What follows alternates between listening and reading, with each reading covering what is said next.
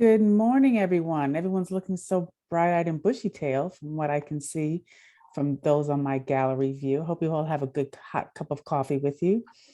Once again, the North Carolina Center for Nonprofits would like to welcome you back to week 2, day 2 of the North Carolina Nonprofit Management Institute. Before we get started, normally our Executive Director, Jean Tedger, will be welcoming you, but I'd like to share a warm welcome from her, and she would like to wish that you all have a great day of learning with the Institute.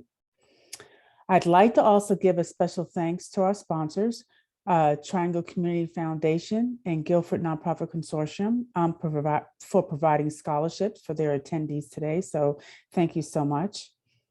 And I might also like to take a quick moment to introduce our program team that will not only be helping with background production, but helping answering your questions in chat while our facilitator is speaking. One is Rebecca Beck. So Rebecca, can you wave your hand so people can see you?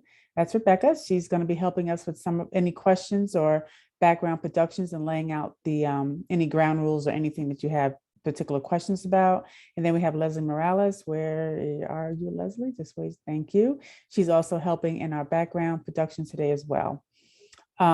So again, I just want to go through, thank you again. And I'd like to go quickly through our agenda for today, which will be as follows. Again, so today we're doing board governance. Last week you had a quick orientation. So hopefully those of you who are not able to join us last week were able to watch the recording to catch you up. Today's agenda will flow as follows. We'll have a brief introduction. We're going to go through the capacity assessment results and findings that you all took as homework. Then we'll go and dive into board governance, which will cover duties and expectations, financial management and fundraising responsibilities, accountability and evaluation, composition, bylaws, and legal compliance. Now, by all means, if any of you have more questions that requires a deeper dive or something that we're not covering, please put that question in the chat. And I know our facilitator will be more than happy to try to address those questions for you. So without any further ado, to get this day rolling, oh, I'm sorry. And for breaks, I noticed, if you notice on the agenda, the breaks aren't mentioned, but breaks will be built into the day as we go. We try to see how we feel and how the flow is going before we just put them in. So we don't want to say 12 o'clock, 10 o'clock, and then 10 o'clock comes, we're in the middle of a deep conversation and the break doesn't happen, but breaks will be built in as we go. So without further ado, I'd like to introduce our facilitator for today, Dr. Pamela Palmer, who will start us off and get us going.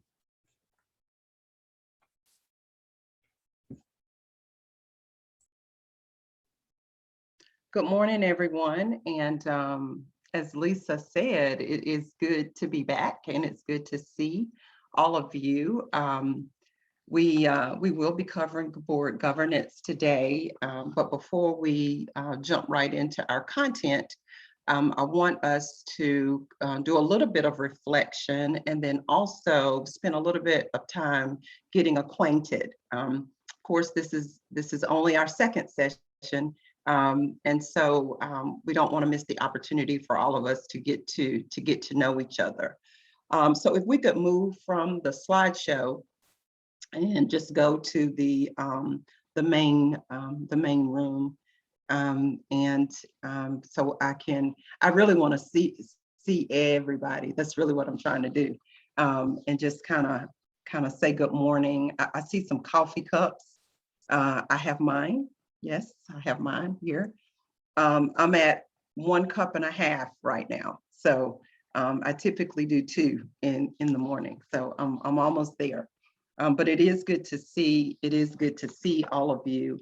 And thank you for choosing the Nonprofit Management Institute as your vehicle to learn more about how to manage nonprofit organizations. So the first thing that we're going to do is just spend a little bit of time kind of reflecting back on last Tuesday.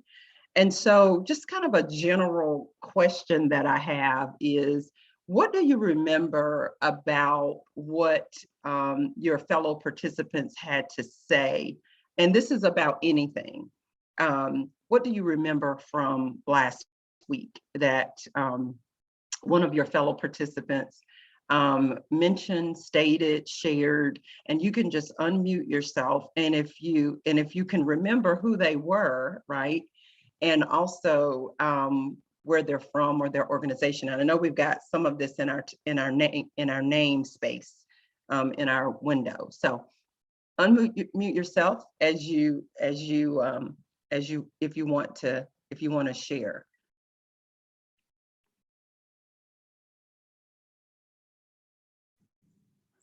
I'm sorry to say I don't remember the person's name, but I heard this from several people in our group. Maybe her name was Susan.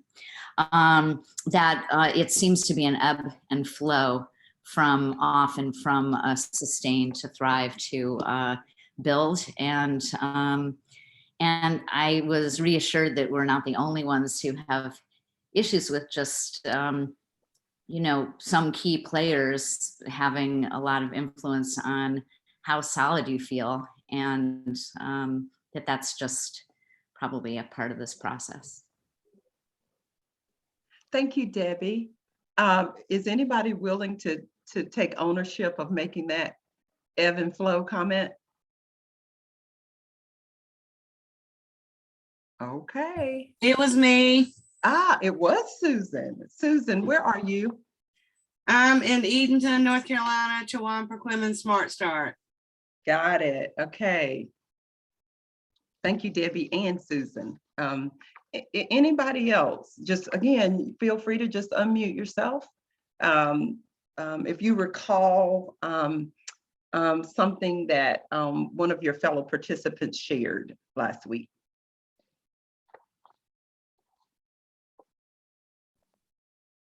Hi, I'm Mia.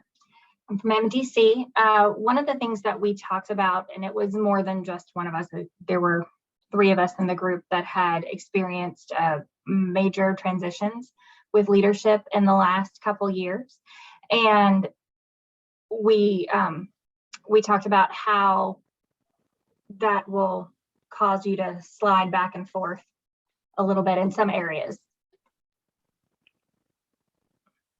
So that transition with leadership definitely is a reality for some of us, right? That's on this call, having to make the shift. And I would imagine in some cases, some of you may have interim. And Mia, are you talking about executive directors and CEOs or just any position? For the folks in our group, it was executive directors and CEOs. But but we also talked about how it's really across the board when there's a big shift and transition.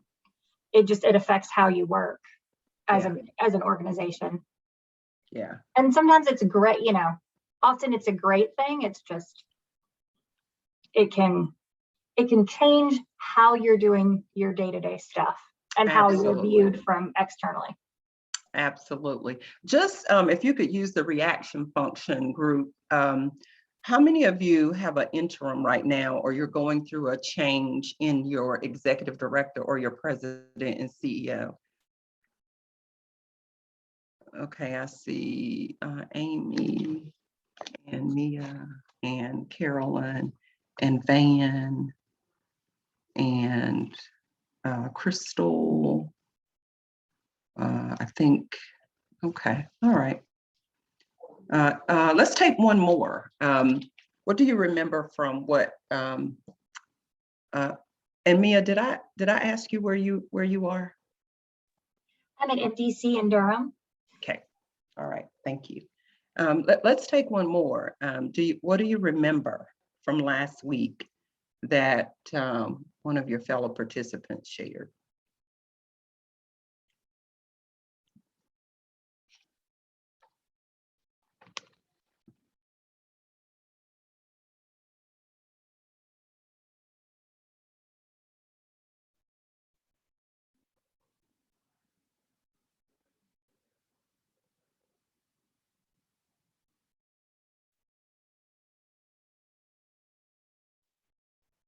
Sheila, I see that coffee. Well, we'll go on to the next getting acquainted part of the morning. And I am going to, what we're going to do is have you to respond to some questions that we have identified, as we want to get to know this group a little better. And then we also want you to get to know each other better in terms of, yes, where you're located, the organizations that you represent. But we have about 5 or 6 questions, and we're going to use the poll function. Rebecca, can I call on you to talk about the poll function? Sure. that- Okay. Sure. Yeah, so the polls will pop up for you to respond to. We can track the percentage of folks who have responded, so we can close them polls and let you all see the results and whatnot, but we'll get started on those. I'll go ahead and launch. All right, the first question asks about the size of your nonprofit organization. The next question asks about your annual budget size. Are you all seeing all these? Give me a thumbs up. Okay. Asks about whether you're a BIPOC-led organization. Geography, whether you're rural or urban. And how long have you been working in the nonprofit sector? And then one that's just for fun, just because Halloween's coming up. Keep you all on your toes.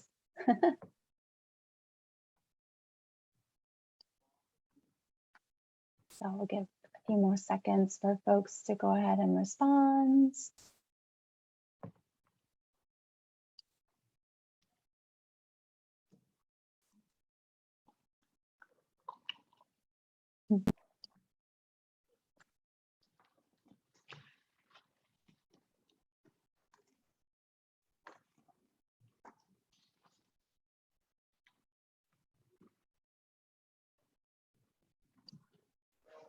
Great.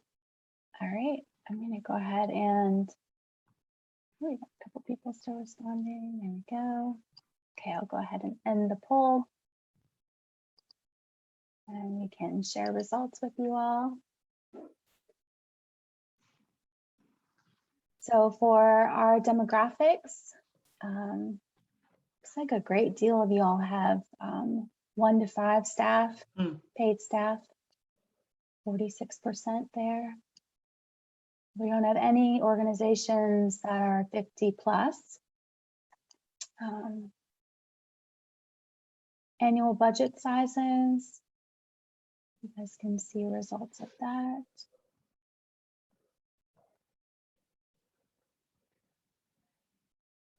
Most of y'all fall within that range there. My screen didn't switch. I'm looking at the demographics of the staff still. Am I supposed to close it? You have to scroll. Yeah, I hit close. I'm sorry, Rebecca. I'm not sure if I was supposed to do that or not. Oh, yeah, I think if you closed it, what I may be able to do is share my screen. Yeah, that'd be Let great. me do Thank that. I'll do Mhm. that. Good call. Thank you all. Yep. you. Mhm. Let's do that. I'll share. You all can see this. You all can see all these capacity assessments in my background. Don't pay any mind to that. But yeah, so we've got, sorry about that. So we have our staff numbers here. 1 to 5 was our largest demographic there, 46%. We don't see It's not the, showing. yeah, we Oh, don't. it's not? Mm-mm. Okay. Hold on. Okay. Let's see. I wonder if I can.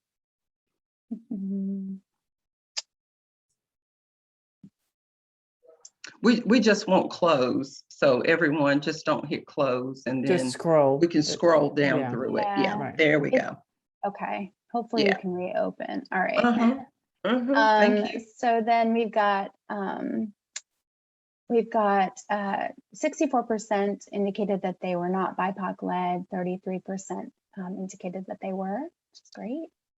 85% urban, organizations in urban settings. I know there's a lot in between rural and urban, so thank you for giving your best, best effort forward. And then how long you've been working in the nonprofit sector. Looks like we've got about an even spread between 1 to 5 years, 6 to 10 years, and 11 to 20 years. And then these are our results for types of Halloween candy. And what I'll do is I'll post the results of that. This is a personality indicator. However much credence we want to give to that. I'd love to see if you guys feel like these match you or not, but I'll go ahead and I'll pop that. Actually, if I can just share my screen while you guys can review those. Let's see if I can do it. Stop sharing that. All right. And Thank you, go. Dawn. We see your comment in the chat. Thank you.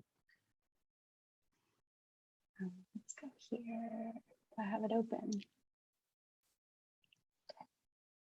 Okay, go here. So these are the results of our Halloween candy. This is the first page. So if you were Butterfinger through Skittle, go ahead and read yours. And I'll share this in the chat for everyone. It's really tiny. Oh, is Oh, we it? can- Oh, let me. yeah, we can make it a little bigger. Yeah, let me zoom in a little bit here. Thank Is that you. better? Yeah.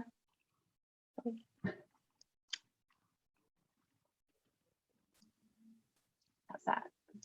Mm-hmm.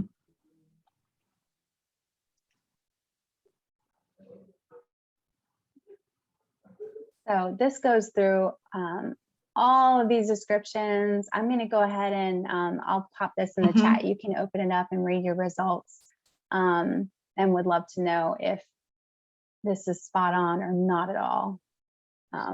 This was pulled from Skillshare. So Can you go to the first page real quick, Rebecca? Yeah. Just real quick. Okay. Keep going. Okay. So there are 10 different types of candy, right? exactly. That we could choose from. Mm-hmm. Okay. I see some comments in the chat from, is that Jerry?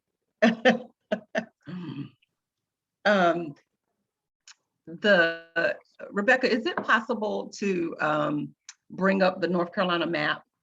Is it possible to show that real quick? Sure. Yeah. Okay, can you do that? And mhm. Leslie, if you'll go ahead and I'll stop sharing. If you'll share your screen with the slideshow.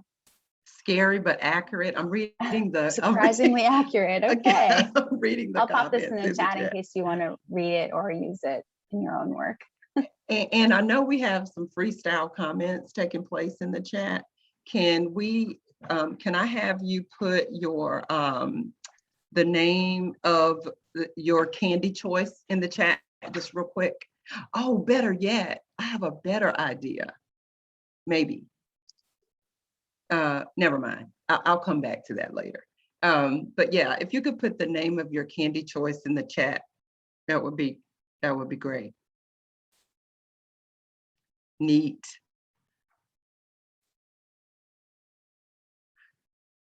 So if I could, and if Rebecca, you could help me out, I'm just going to go through the list of 10 candies, just call out the name of the candy. And then if you all could use your annotate function and just, if you are that candy, just put a symbol on your county. Does that make sense? We all good? So you all remember how to use that annotate function under view options at the top. Are we okay with using that? Give me some yes, head nods, yes, we're good. We can plot the map. Yeah, we know, we know, Kia. We said the same thing, that we may not necessarily agree with the science, right, associated with this identifier, these identifiers. We get that. Yeah. Yeah, we're not sure how scientific all of this is. Yeah. All right, so just real quick, Rebecca, just call out the, it looks like we're gonna call out, so if you could clear the map.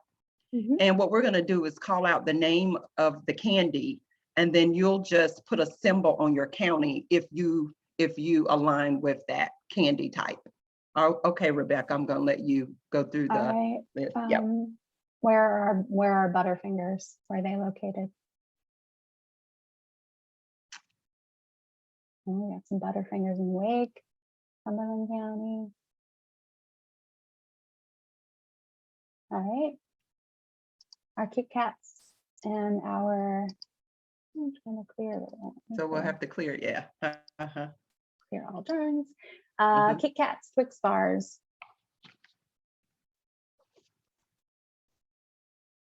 Nice. Almonds. All right. Our M&Ms, our plain M&Ms.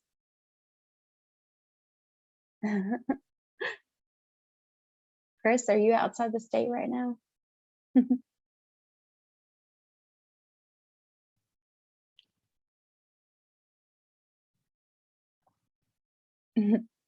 All right, our peanut M&Ms.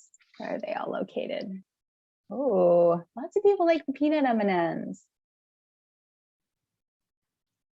Spread throughout, nice. Our Reese's. The person who wrote this personality inventory claimed that Reese's were the favorite, Oh, the okay. best, All yeah. right. So. Excellent. All right. All right, our Skittles. Where are our Skittles?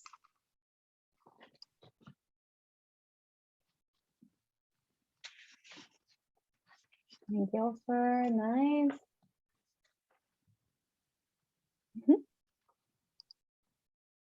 All right, and our Snickers.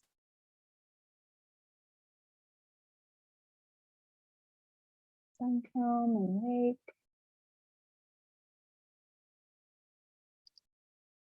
Our Starburst.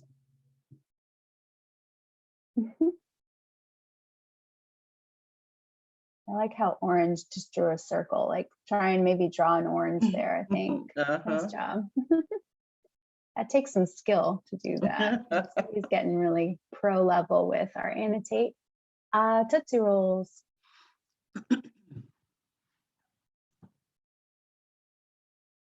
Oh, Tootsie Rolls, man. This is the Jack or Jill of all trades in the office. Your predictability is your greatest strength. All right. And finally, our Twizzlers and our Red Vines. So I understand that if you like Twizzlers, you don't like Red Vines. If you like Red Vines, you don't like Twizzlers. Got Wake, New Hanover. Angelique says that is correct.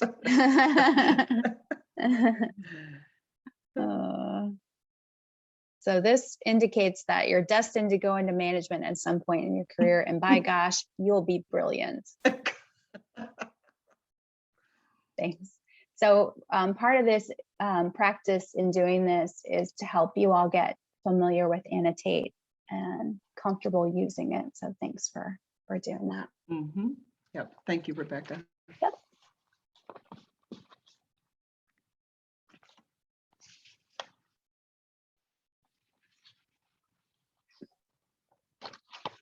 And we can go back to the classroom is what I call it, the main room. That's good. Thank you.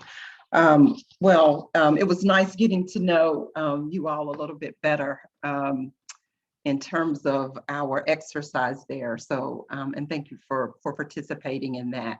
You know, Zoom is a great tool, as we've learned, right, through COVID, but it is quite difficult sometimes to get acquainted, you know, using this type of tool. So we try to insert that as we move along to kind of help us in doing that. So thank you for your participation. So now it's time for us to get ready to move into content. And I did want to, before we do that, just take just a couple of minutes to reflect on the content that we covered last week. And so again, this will be using our audio here, and you can respond to this question just by unmuting yourself and sharing. But one of the things that we want to know as we get geared up to go into our information on board governance is we want to know what were you able to apply right away from what you learned last week? So what were you able to apply right away that you learned from the session that we did last week? And I won't take a long time here, but I do want us to just do just a little bit of reflecting on that content. And you can just unmute yourself and share if you'd like.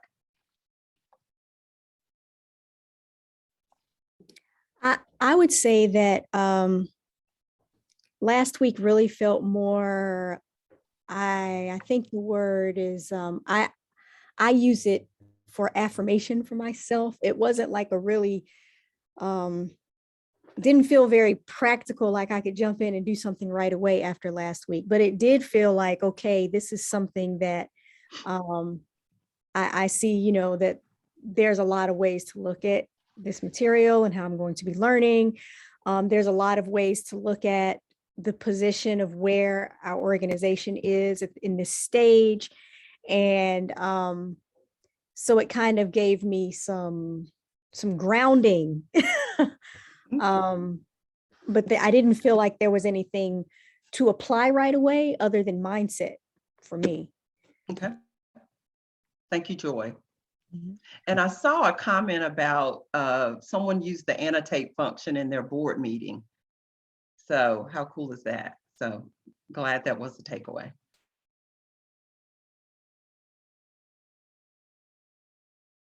Anyone else? I was gonna say, I agree with Joy. Mostly it was to make me feel better as a young nonprofit organization to see that these are the things that I'm going to go through and that everyone is going through the same thing that we are going through. So, Okay.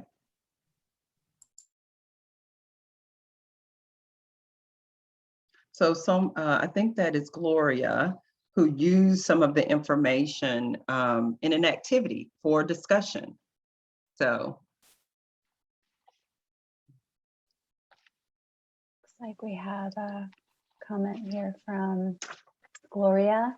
Created a list of the items from the Build, Thrive, and Sustain activity and used for discussion with her executive committee. That's great. Okay. So thank you all for sharing. I'm going to move along here with looking at our framework. So if we could show the capacity building framework slide.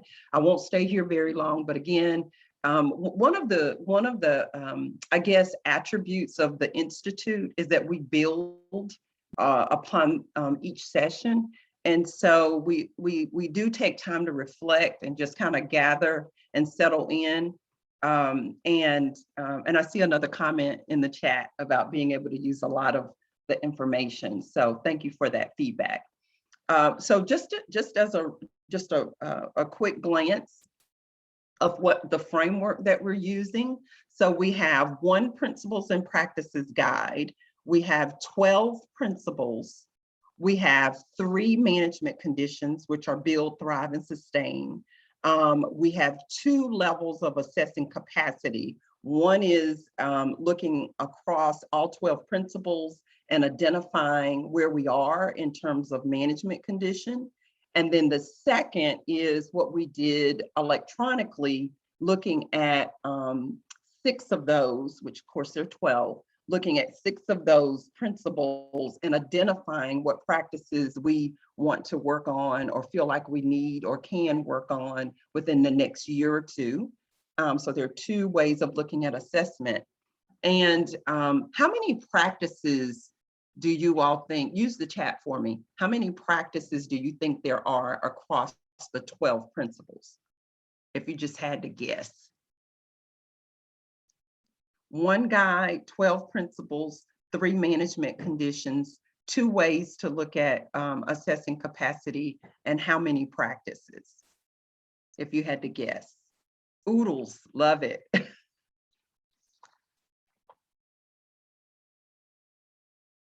100 plus, okay. 48. Wow, Bree, 360.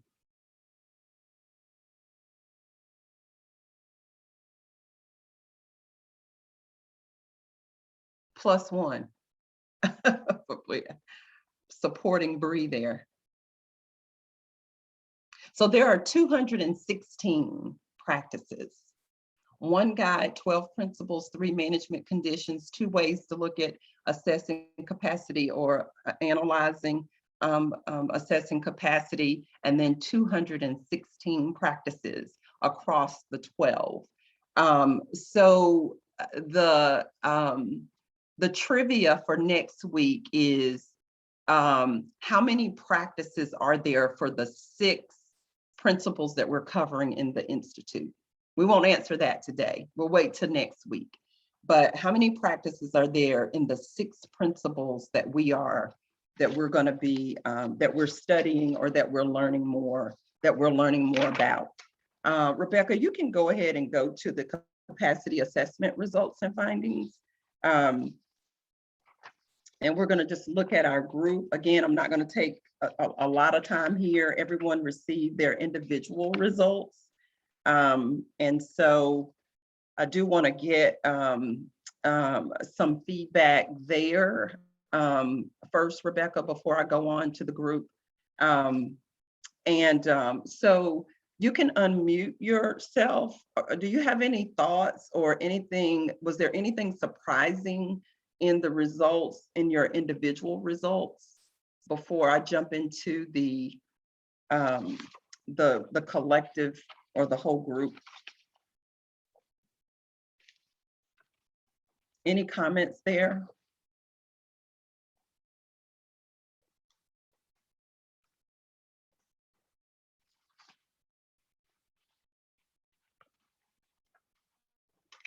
We can always circle back around. Either in this session, Joy is saying she didn't receive her individual results. So we can circle back around to the individual results, but I do want to just point out a few things related to the Institute results. So this is collectively all of our responses and just an indication of where the focus is in terms of what we want to work on in the coming year or two. So board governance is first, and of course, that's going to be our topic for today. Under Build, there was quite a bit of focus on having clear job descriptions, doing an orientation, and ongoing training in terms of the Build level. For Thrive, it was pretty close in terms of the 3 practices that were listed. And so looking at and making sure that demographics and the characteristics of the board represent the constituents and stakeholders, engagement from the board, and then this idea of mentoring was also had. So those were pretty close in terms of what folks want to work on. And then in terms of sustain, at the top of the list here was to make sure that board members understand their roles, which goes with the first item under Build around job description. So there is a connection there between those two. You can go ahead, Rebecca, to program design. And keep in mind, we will be referring to these results as we plan for each session. So this helps us, but we also wanted you to see how you can have your board and or stakeholders participate in an assessment like this and get results back and how you might be able to use them. At the top of the program design management and eval as it relates to Build is really inquiring with program participants and potential participants to share their ideas. and perspectives. So that's that. And then for Thrive, at the top of the list is really around qualified staff and volunteers and making sure that we're recruiting them and training them and retaining them. And then under Sustain, this kind of evidence of showing our outcomes as it relates to evaluation, and then what challenges we might have and how is our community being impacted by the work that we're doing. Was at the top of the list. Strategic planning, documenting success and lessons learned under Build, under Thrive, doing an annual review of the plan once you have it. And then under Sustain, there was a real close run there with incorporating equity indicators in the strategic plan. And then that periodic and annual review shows up again here. The next area is financial management. So under Build, at the top of the list was this idea of having reserves. I know we all would love for that to be a reality for our nonprofit organizations. Under Thrive, once again, diversifying sources of revenue. It takes some time to get there, but nonprofits do achieve that. And then Sustain, once again, here it is, looking at and trying to incorporate and identify and implement new revenue generating strategies. And so we know that when we look at diversifying revenue, we know that there are a variety of ways in which we can bring resources into the organization. And we don't want, when you think about fundraising and financial management combined, we want to work where there's not more than a third of your budget coming from one source, unless it is contributions. And so that's something we'll talk more about when we get to the session on financial management. Fundraising under Build, informing our donors and communicating clearly, clear, accurate, and honest information about fundraising and how we use our funds was kind of where we were there. Thrive, foster networks and donor relationships to positively influence giving was at the top. And then looking at race, gender, and socioeconomic background of donors. And we know when we study philanthropy and we look at who's giving, there is research out there that helps us to better understand that. And then as far as Sustain, analyze donor giving patterns and trends to guide major giving strategies. Sometimes we're so busy and focused on raising that goal amount that sometimes we don't go back and analyze patterns and really hone in on what might really work more effectively as it relates to the strategies that we use. And then last but not least, in terms of our topics that we'll cover, human resources. So again, job descriptions as it relates to staff and volunteers. Under Thrive, we're this idea of qualified, skilled individuals working with our nonprofit organizations and doing performance evaluations and so on. And then at the top of the list here for Sustain is supporting ongoing leadership development and opportunities for growth as it relates to staff and to board members as well. So these are our, this is our collective results as it relates to what we said or what we shared that would be areas that we would work on. We're going to go into board governance. That is our topic for today. And we will jump right into our content. Are there any comments? I want to circle back around. Do you have any comments or thoughts about individual results for your organization in terms of how things, how it was summarized, or are there any comments about that?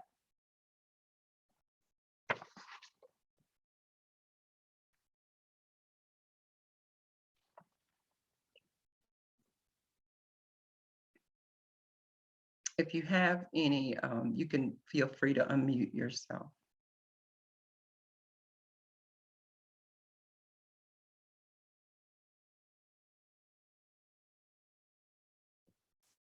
I think the assessment is going to be very useful as for us, as professionals, to look back at what we need to work on and help us to focus on those things where we need a little extra attention and intention. Thank you. Thank you. So what we're going to do here, team Rebecca and Leslie and Lisa, we're going to go ahead and take a break here before we go right into our new information. But group, while you're on break, when you come back, if you could bring a couple pieces of just plain paper, and if you have markers, or if you have highlighter or different color pens, or not to make it a major task, but bring that back with you as well. You'll need some just plain paper, and if you want to make it real fun, you can have color writing utensils and to use as we move into our new information. 5 minutes, does that work?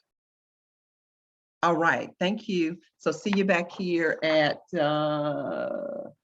we'll say 10, 16, 17. A well-deserved break, since we did quite a bit of reflecting and just, kind of getting settled in for our training today. So our focus is board governance. And you have your handout material in your manuals, and also you receive this information in the wraparound. And so hopefully you have those materials and resources, and we can jump right into our content. The one thing I will say about what we're studying today, if I could call it that, is there's quite a bit of information that we're sharing with you. So there is opportunity for us to incorporate some participatory ways of engaging, in the session today. But I'll just kind of say, kind of at the onset, this is quite a bit of information out, as opposed to, I guess, kind of practical application within the learning space today. And so there's a little bit of that, but not as much as it was last week. So I'll just kind of give you a heads up there.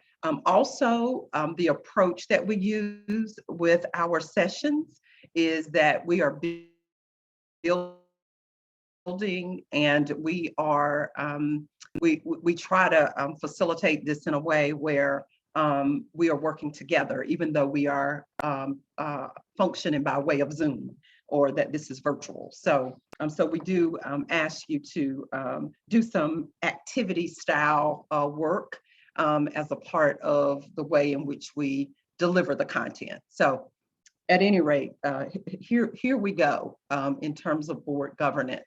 I would like to just begin with having you either unmute and share with us, or put in the chat, what is your number one question about board governance as it relates to managing a nonprofit?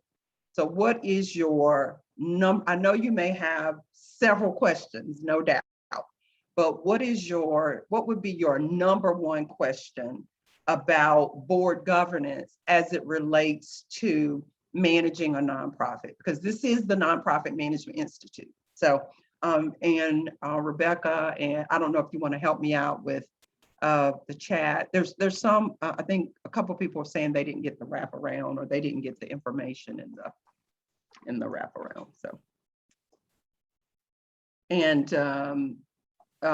Rebecca is taking notes. So when you put in the chat that you didn't receive something, or there's something missing, she's taking notes of that. So, and then I'm going to, as she's doing that, I am going to go to the chat here and just kind of review some of what it is you're saying. Rebecca, I can do that if you need me to, or Because I know you're trying to look in the chat No, for. it's fine. No, Are I you can good? totally help. Yeah, I can Okay, help with that. No worries. all right, I mean, I'm So- monitoring as well, so I think we'll, Okay. between the two of us, we'll get it in. awesome. Perfect. Okay, Certainly from Gloria, finding good board members and keeping them engaged. For a sluggish board, how much is too much? Am I enabling laziness rather than engagement by supporting, right? That fine line, for sure. Another one for recruitment and bringing on good committed board members. Those diamonds in the rough. mhm, Yeah, board engagement. mhm. Yeah, a lot of recruitment engagement. Go ahead. I would rather just talk out loud. I'm trying to type it, but It's fine, Joy. No worries. That's fine. my question has to do with the legalities of an executive director or founder serving on the board.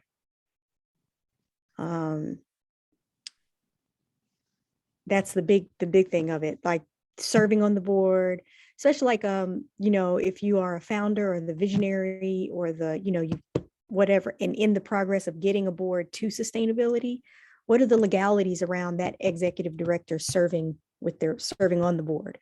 I've seen examples of course, there's the ex officio where they don't have a vote. And then I've also seen examples of boards where the executive director is definitely a part of the decision-making process of the board in its entirety. So I wanted to know, what are the legalities around all of that? When you say legalities, that make me think lawyer. And that makes me think law, and that makes me think I have to, like we have to do something a particular way because of the legality of it. I wouldn't necessarily say that there are any kind of legal elements around the founder serving on the board or not serving on the board. It has more to do with what's in your bylaws and how you have written out how different positions, representatives are to be engaged in the work of the board. So for example, typically if they're ex officio members of a nonprofit board, typically that's laid out in your bylaws and how they are supposed to function in that role. So oftentimes we will see where the executive director is an ex officio member of the board.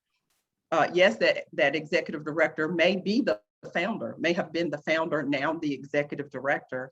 But the focus is, you know, what does the bylaws tell us about how that individual is supposed to function? Now, there's several of us in this class right now that know that even though it's in the bylaws, we have some board members, and I'm a board member, I chair a board, I've been a board member for lots of years. We do have board members who challenge those bylaws, and sometimes they step outside of the parameters that are already defined. I think when those kinds of things happen, then we're dealing with an interpersonal issue. We're not necessarily dealing with, let's just say, you know, whether or not the bylaws are being violated or not, or whether or not we're working or functioning within the context or the framework or the parameters of the bylaws. So that's what I would say about founders in particular. Does that give you any kind of clarification there? Well, is there anything, this question has come up in our board, is there anything that we could run into with our 501c3 because an executive director is a paid staff position? So if you're a staff position, if you're a paid staff position and you're serving on your board, you know, with a vote, could you run into problems with your 501c3? It's typically not a common or best practice to have a paid staff person voting. That's typically not a best practice. Mm-hmm. That doesn't mean that it doesn't happen. It just, you know, it's not a best practice. So what I would say to your board is that if you have paid staff on your board, that your bylaws should and typically that person is the executive director or the president and CEO. Most bylaws, Joy, will indicate that that individual does not have any type of voting opportunity. They are there to be a resource, to be informative, to help, bring clarification, but they don't exercise a vote when you're making decisions. What if my board votes, my board, our bylaws have us voting. We record a vote, but we're consensus based. Mhm. We do consensus based decision making. And I'm just going to be transparent. I am the ED. I am not the original founder, but I am I'm carrying the vision in the loss of, the participation of the original founder. So, so because we're not in that position of sustainability yet, I don't want to do anything that's going to risk our 501c3 status or, it seems very legal. And I'm, I'm in the bylaws, it does not say that this is an ex officio position, but I'm wondering, the discussion for me and as with board governance is there a way, or is there any other examples of anyone who's here who serves on their board and they're paid as an executive director and still participates in the decision making of that process? Is it just that the vote is not, if your vote is not recorded, I don't know. That's what we're working through right now. We're actually going to be meeting about this very soon. So I wanted to make sure I put this question on the table. So I will give the group just a brief opportunity to respond if you have any insight for Joy.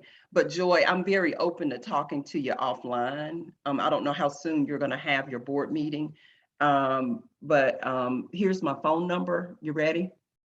Sure. 336-457-2207. We can talk offline about the particulars in terms of what it is that you're saying, but common best practice, paid executive directors and president and CEOs of nonprofits typically don't vote. They don't have a vote. They can inform, they can offer insight, they might even influentially give guidance, but when it comes to a vote, they do not practice in the vote in terms of decision making in that regard. So I'll kind of leave it there, and then I'll leave space for others to comment as it relates to what Joy has raised. I think Dawn wanted to say something. Okay, Yeah, I just wanted to say, Joy, I think you are in very, very unsafe waters, right? When you are a paid, because not necessarily that is your executive director, but there are so many rules around paying board members. So if you are actually if you are an employee of the organization and a board member, I think you are very close to a line where you are paying a board member. And that, I think, is always better to avoid. That is just something that and I also think, I don't know that because your board is probably making decisions about your salary. I don't know what your bylaws look like, but our bylaws are such that the board, like I, as the ED, can determine salaries for my subordinates, but the board determines my salary. The board does my evaluation. The board, and I think it makes it very, very unclean if you are a voting member of your board. I mean, you show up, but like when my board goes into closed session, I'm not there. Yeah, the board, there are, it is written into the bylaws that business that's directly related to my position and evaluation and things like that, then I'm not allowed to participate or vote on that. So that is part of the agreement. I understand the murky waters. I'm concerned about the stage that we're in and just being able to contribute to these decisions about the vision of where the organization is going. And it may just be a situation where I just really have to trust my board that they're going to listen to listen to what's coming at this stage in the game. So, Okay. Can I speak on that real quick too? Mhm. And just Joy, going off of the very last thing that you said about, because I put it in the comments too, but I'm completely with Dawn on this. I'm the executive director. I'm the only paid position in our organization. I serve on the board as an ex officio member. And speaking to what you said about them moving in the direction that you wish, that's where you get to come in and provide a recommendation to the board. So if there's things that you would like for them to discuss and vote on, well, that's your opportunity to provide all of the findings that move them in a direction that hopefully aligns with the vision of the board and for your organization. And that's kind of from my opinion, that's kind of your role of the position. And that's the role that I take, is providing the information, statistics, data, why this decision is important.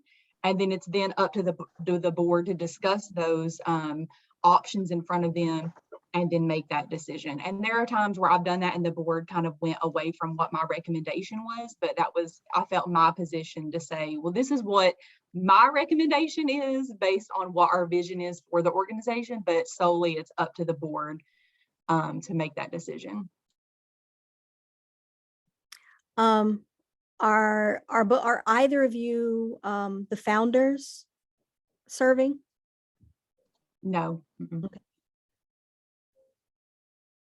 Okay, well, thank you for everyone chiming in to give some insight to Joy's question. And I know that there are some other questions in the chat as well. And I do believe, as I'm looking at Lisa and Rebecca, as I'm looking at the questions, some of those answers are going to come out in the content that we have prepared. So, so that said, if we could go to your first handout, and what that is kind of a description or overview of board of directors and a board member. And this is not to insult anyone, right, who may kind of have a sense of what this is before reviewing this information that we have. But in terms of thinking about the board of directors, this is the governing body, this is the governing entity that oversees and provides guidance around the structure of a nonprofit and how that nonprofit is established or set up. Now, we know that when a nonprofit is starting, that one of the requirements in the 1023, which is the application that you fill out with the IRS to become a 501c3, a part of that application requires you to identify who your board members are. And so a board of directors is a part of that 501c3 application process. And then, of course, we recruit individuals to serve on the board, and so they serve as a board member. And that is, you know, kind of what a lot of us, you know, have served in that role. Collectively, we make up the board of directors. And so, one question I have here is whether or not you've ever served on a board. Are you currently on a board, or have you been on a board in the past? And so we're going to poll that, and I'm going to let Rebecca kind of take over here in terms of that. Great. So our poll is up for board service, either current, former, or not yet applicable. That could be that you hope to one day, or you're avoiding it like the plague. As we heard horror stories. No, I'm just kidding. Okay. Got 100%, 89% participated. We'll give just a couple more seconds. All right. Great. I'm going to end the poll. As in I we think I have saw support. a comment in the chat. They may have, Oh, both both of current these and may have- former, right? yeah. Right. We'll have to add that to the poll next time we do it, but feel free to Mhm. pop in your, whichever you feel most closely resembles. I would probably say current if you're currently. Yep, same Mia, go ahead and just say current for that. Mhm. All right, to end the poll and share results. Can you all see the results here? We have about 50% of you all are currently serving on a Mhm. board. That's great. And then 18% former and 32% NA.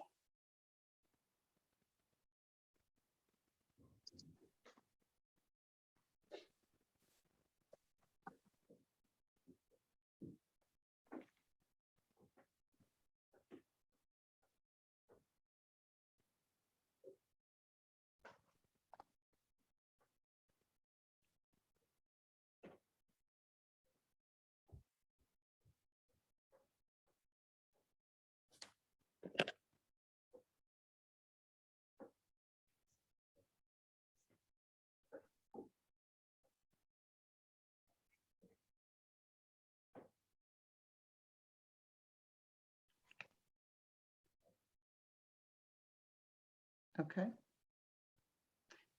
All right. So in terms of just thinking about the kind of serving on a board, one of the things that we wanted to hear back from you is why why do you serve on a board? So kind of what is, what is your reason for serving on board? Or if you don't or haven't, and you know someone that has, why do you think they serve on a board? Because folks join boards for a lot of different reasons. And so Rebecca, I'm going to let you, or Leslie, I can't remember who's doing the whiteboard for us.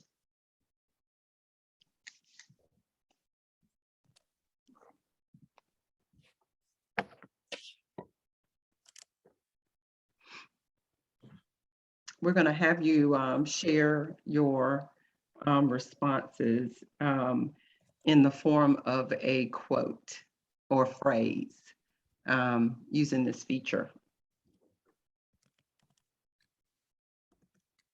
Leslie, are you able to do whiteboard from your screen? Yes, let me just find that really quick. Because I'm not seeing it on mine. I don't know why that is. Nice. Well done. So for this, I would suggest that you all use your annotate function and select the text box. It's the second one over next to mouse. You can click on text and then you can type in your response. And sometimes they start to crowd over one another, so we may be moving them around, but I think you all also may be able to move around your text box when it appears on the screen. Nice, great. I'm seeing them come up here. That's perfect. Nice. Leslie's helping us move them around. Thank you, Leslie.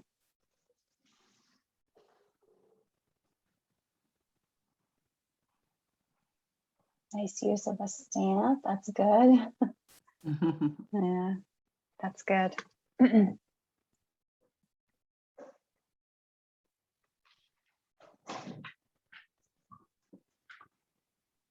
Now people are getting advanced. We're using some different colors. I like to see that. See. Yeah.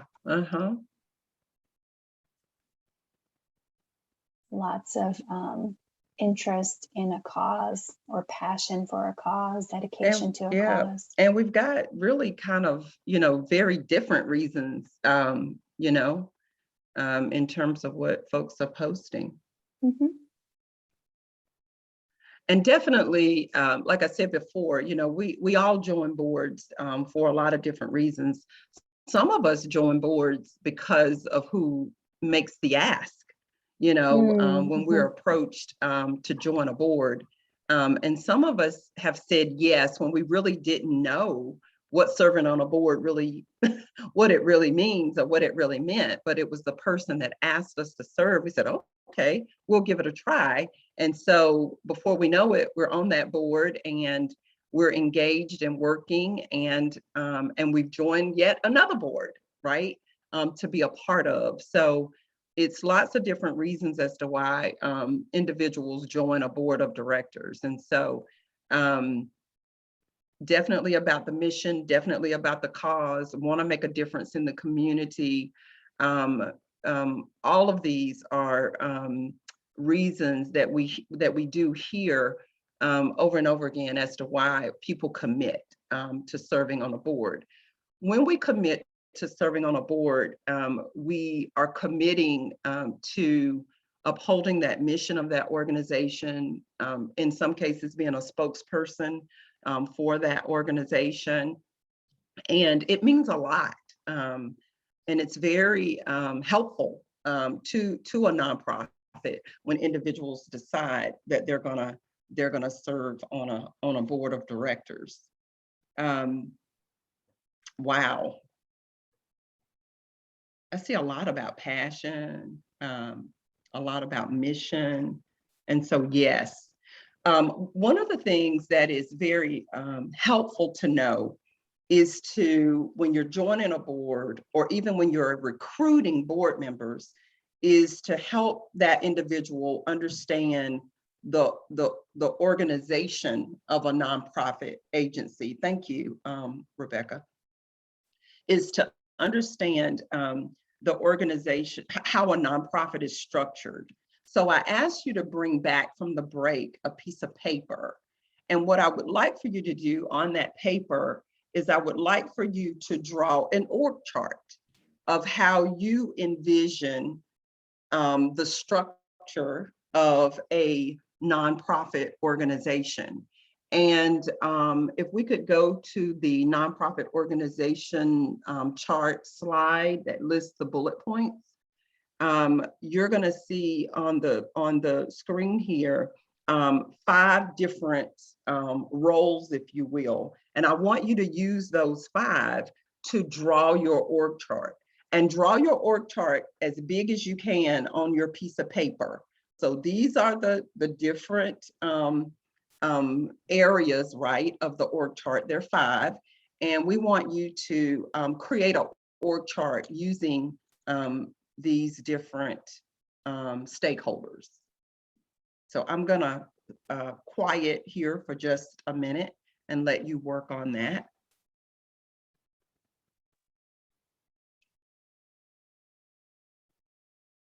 Board of directors, or the board of directors, the executive director, volunteers, staff, and 4 board committees is what we're asking you to, or how we're asking you to draw your chart.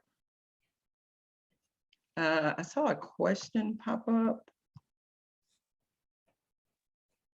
of what it should look like using these 5. Like, what do you think, or how do you think these 5 stakeholder entities, how should they be structured in an org chart? What should that look like?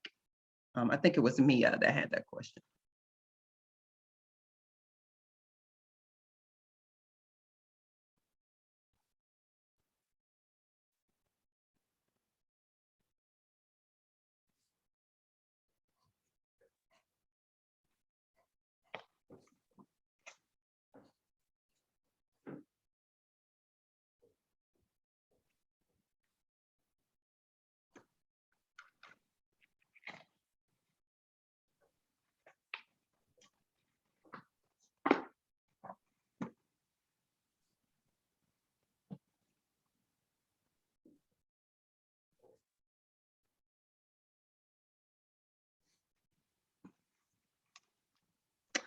And so if we could go back to the main room, Rebecca, and if you would just hold up your picture in front of, in your window, just kind of hold it up so we can see it. You might have to bring it kind of close so we can see it, because sometimes there's a glare. So bring it as close to your camera as you can. We just want to see what you came up with. Okay. All right. Angelique, is that your actual org chart for your organization? Yes, it is. Okay, got it. Okay. I was like, wow, she's quick. She knows how to, she can whip out an org chart really, really fast. No need to reinvent the wheel. I got you. I understand. Okay. Okay, the board, the ED staff, volunteers. Okay, great. Okay. All right. Let me move over here to the other side of the classroom. Okay, I see Barbara and I see Jenna. Okay, I see Crystal. Okay. Laura, I see you, I see yours. And Jerry, I can see, okay, Crystal. Okay. Jenna, I see Stephen. Okay, all right. So we want you to do a comparison. We're going to show you how we arranged these stakeholders. And then I'm going to talk to you a little bit about this structure of a nonprofit, and you can compare it to what you have listed. One of the things that I routinely do whenever I'm doing a board development training with boards of directors is I kind of start with this image, right? To kind of give them an understanding of where the board of directors kind of fits within the overall organizational structure of a nonprofit. So the board of directors is they provide governance and oversight to what happens in a nonprofit organization. And then oftentimes what you will see is you will see committees that come out of that board of directors. One of the leadership committees, or the committee that we identify as being the leadership of the board, is the executive committee. And so that committee is the chair, the vice chair, secretary, treasurer. And then there are some cases where the executive committee might have some other roles that's a part of that group, but oftentimes it's the officers. And so you have committees, and we're not limiting it to 4 committees. That's not what this image is suggesting. It could be more committees. I chair a board that has 12 committees in my community. And so all those committees have committee chairs, and we work together to address, community-based issues. And so then you have the executive director. Now notice that the executive director is connected directly with the board and the board work. And oftentimes the executive director will interact with those chairs of those committees to carry out day-to-day tasks.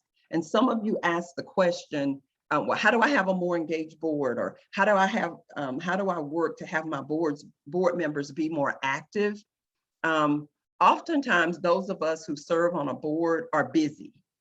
And so when you want us to be active, I always say, ask us to do something specific. Have something specific that you want us to do to help, or in terms of, if we could just say, be more active. I think that's very, very helpful. Boards of directors are very different depending on the nonprofit in terms of culture. And so some nonprofits rely very heavily on the work of these committees, and some may not. As an executive director or president and CEO, it's important for us to link and connect and to engage the committees in the work that we do. And oftentimes, in some cases that could be fairly simple. And then in some cases, we might have to build the capacity of our board members to be active on their committees and or to chair a committee. And then of course, there's the nonprofit staff. I heard some comments around, I think Dawn kind of laid this out in terms of, she's the executive director, and she hires the staff, or someone said that. They hire the staff, the supporting staff. And that's typically a practice of nonprofit organizations, that if you have an executive director in place, that person is responsible for, bringing on staff. And then, of course, staff help to bring on volunteers. Sometimes the executive director brings on volunteers, but this is in essence kind of the key players, if I could call it that, in the work that we do in nonprofit organizations. And so I'm going to pause here, Rebecca, and see if there are any questions about this structure. So we started with what is a board of directors, what is a board member, and now we're looking at the structure of a nonprofit and where the board fits, because I strongly believe if we're going to build the capacity of boards and if we're going to learn about board governance, then boards and board members need to understand where they fit in the structure so that they can kind of begin to understand what their role really is. And so I'm going to pause here for questions.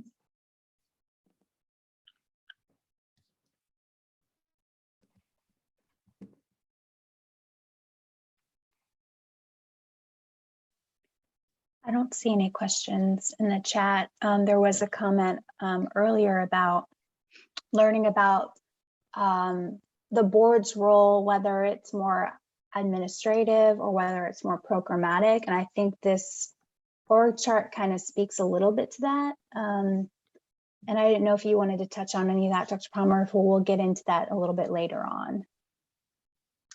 In terms of the structure? Yeah, in terms of their role, I think was the sort of what someone was wanting to know about their involvement, whether it's more admin or whether it's more programmatic. So it depends. Mm-hmm. It depends. Some nonprofits actually have a program committee, and that program committee supports the executive director in the design and the management and the evaluation of programs. So that could be a part of your structure, that you have that. As far as administration, when there's a CEO or an executive director in place, that individual is really charged, right, and responsible for the day-to-day operations. And so they can, and oftentimes they do, insert committees in that day-to-day work to help support the work that they're doing, especially when they have limited staff. They may rely a little bit more on the board, on a committee or on a committee chair as opposed to not. So it really depends on how much staff you have, how much administrative support you have. One of the things I would caution us though around is inserting committees, board chairs, board members, inserting them in the day-to-day operations. I think I would proceed with caution with that. Make sure you have something very specific that you want and need them to do so that it doesn't get confusing as to who's really leading and managing the organization. Does that help?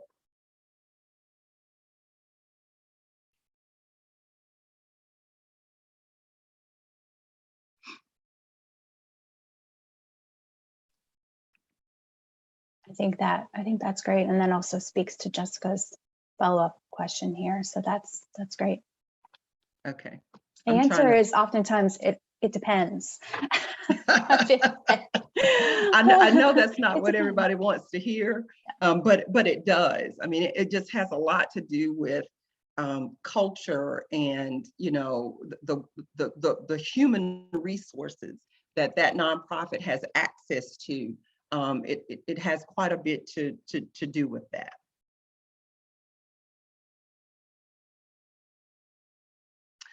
So if we could go back to the main classroom, main room. I keep saying classroom. If we could go back to the main room here. All right, so again, building, right? We're building. Board of directors. Let's see. I strongly agree with Chris on that comment that's in the chat there. That you need to be very clear about what the role of a board member is if you're going to engage them in the day-to-day work. And you have to really monitor that so that it doesn't get confusing with your staff, as to who they should be taking directions from. You kind of have to manage that. A working board, my opinion, a working board is a board that is engaged in helping to carry out, the work of the organization. That's what a working board means, as opposed to a board that is far removed, from what happens day to day. All board members are volunteers. They're all volunteers.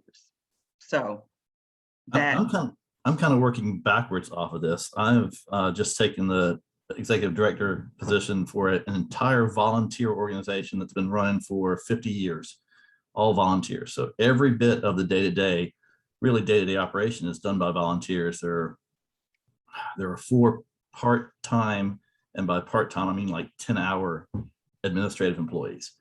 And so I'm trying to finally walk that line, establishing myself as the executive director in the day-to-day operations without causing anyone heartburn, because this new guy is coming in here and taking over all the things that we've been doing for 50 years. So my org chart right now looks nothing like that, because every volunteer is straight from a volunteer board member, and they're the ones that are running everything. So you're the only staff? Well, I've got 4 staff members that are all 10 hours or less. I see. Okay. Yeah. So basically it's 2 full-time equivalents, if you really want to look at it that way. Me and the other 4. So one way to think about that is, I would necessarily say it's working backwards. It just means the dynamics are different, in that, when you inquire with someone you pay about doing something, it's very different than when you inquire with someone you are not paying.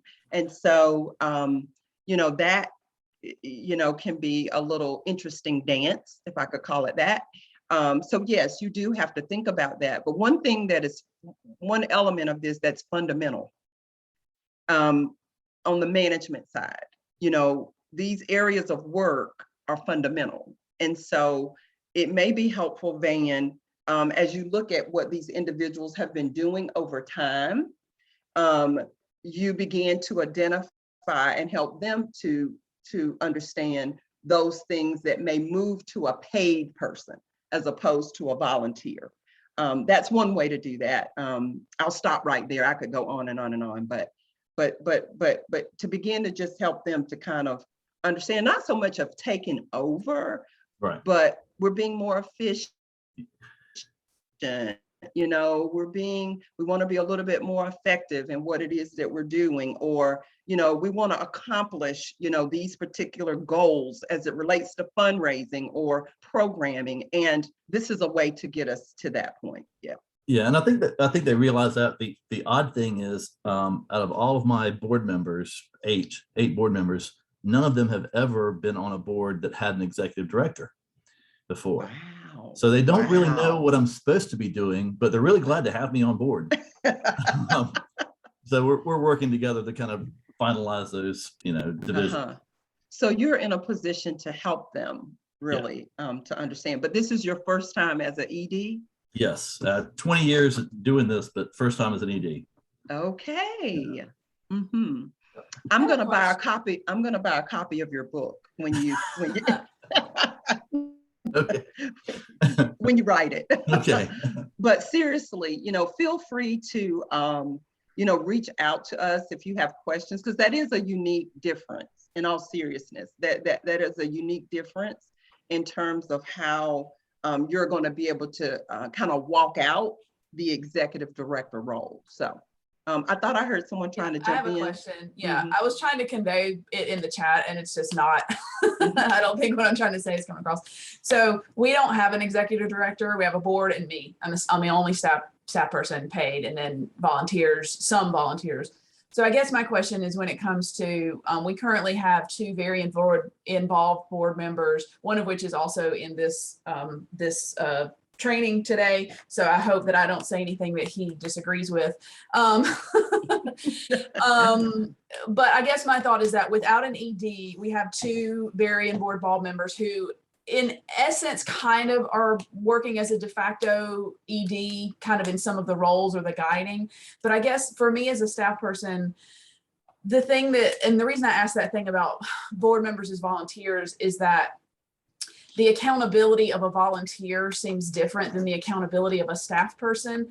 But when you don't have a whole lot of staff and you're depending on your board, who are also volunteers, to do that working board work, it seems that that accountability isn't there because they're volunteers and you're not allowed to hold volunteers accountable. And so that's how I feel sometimes anyway. It's that there's this expectation that there's all this work that has to be done and it's being put on a very small number of people.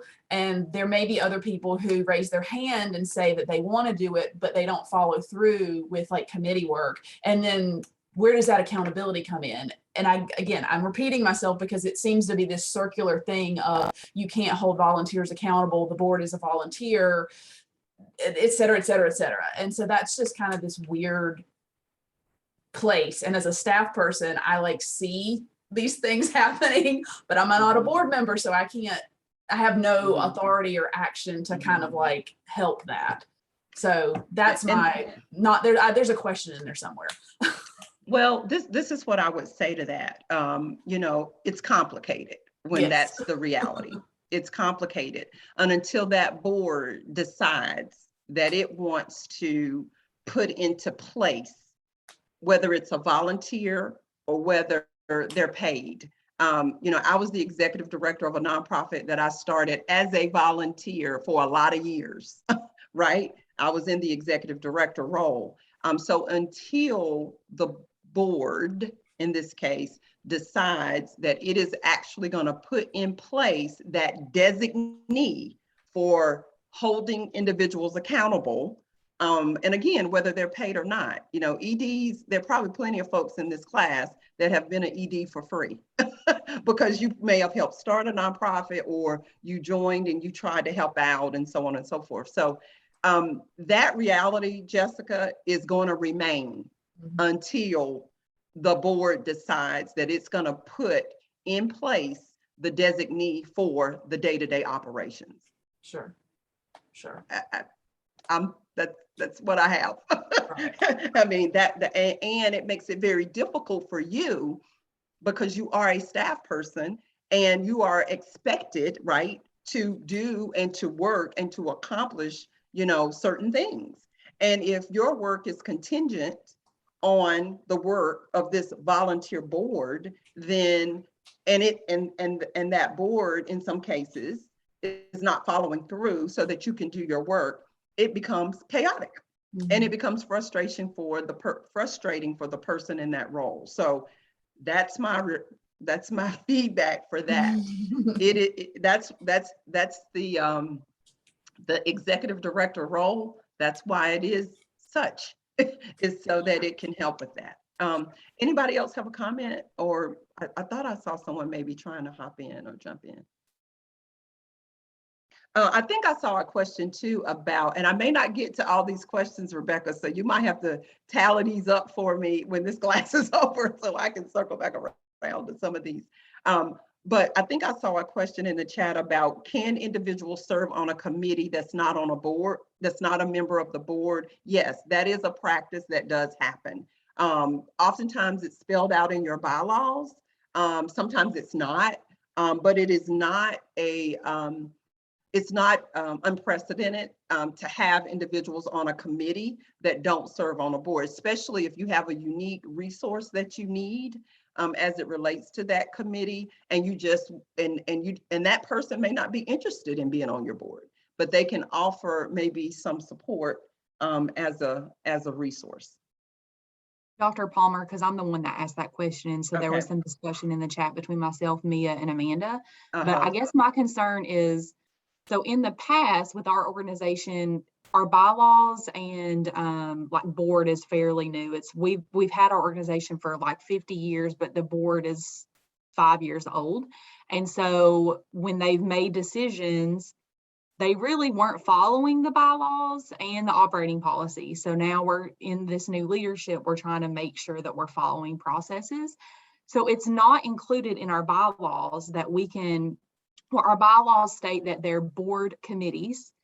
And from my understanding, board committees are made up of board members only. And there's nothing in the bylaws that state that volunteers can serve on board committees. So in that instance, because it's not stated in our bylaws, can that be added and updated into our operating policy? So then we're covered on that part? Okay. It could be. And you said that in your bylaws that it says that committee members have to be board members. You said I that need to double check that because we Okay. just did a whole bylaw update. Okay. I don't think it specifically outlines it of who can, but they're not called advisory committees. They're called board committees in our bylaws. So I wasn't okay. sure, like, Mhm. if they're not called advisory committees, then are we going back to that board committee definition? Mhm. And is it that structured? And that could just be my brain being like, well, it says this, so we have to be this way. Mhm. Mhm. I just want to make sure we're good. Yeah, well, you know, there are actions that boards will take, right? There are actions that we will engage in that may not necessarily be in the bylaws, because there are some things that just kind of happen and we haven't anticipated, you know, that we might have to make certain decisions. And so boards do make decisions about things that may not necessarily be in the bylaws. And there's sometimes where there are these one-offs and we as a board have to make a decision, but it doesn't warrant changing the bylaws. But bylaws can be amended and they can be changed as often as you need to. There is no, you know, rule that says that you can't change your bylaws. You can review them, you can change them, you can amend them. Typically in your bylaws, there is a description of or explanation of the process, however, that you should take if you're going to make changes to the bylaws. Okay. Thank you. I think Rebecca and Lisa, I think I've kind of responded to these, to the questions. Am I good? Okay, thanks, Lisa. Thanks. All right. So another piece of information, if I could kind of move us forward. On page 32, there is a handout there, and it is labeled duties, care, loyalty, and obedience. And so in terms of, we're just going to shift to duties and expectations of the board of directors, of a board member, and also just thinking about board meetings and attendance. And so we know that in our bylaws, typically there is information about the expectations of a board member.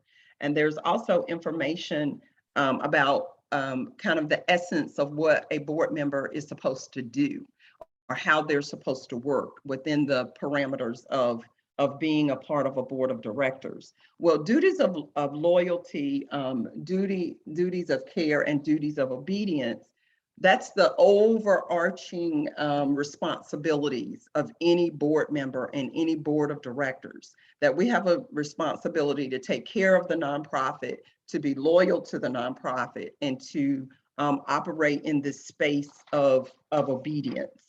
And so when you look at what we're talking about here, we're talking about stewardship, we're talking about financial matters, and, you know, maintaining our 501c3 in terms of duty of care.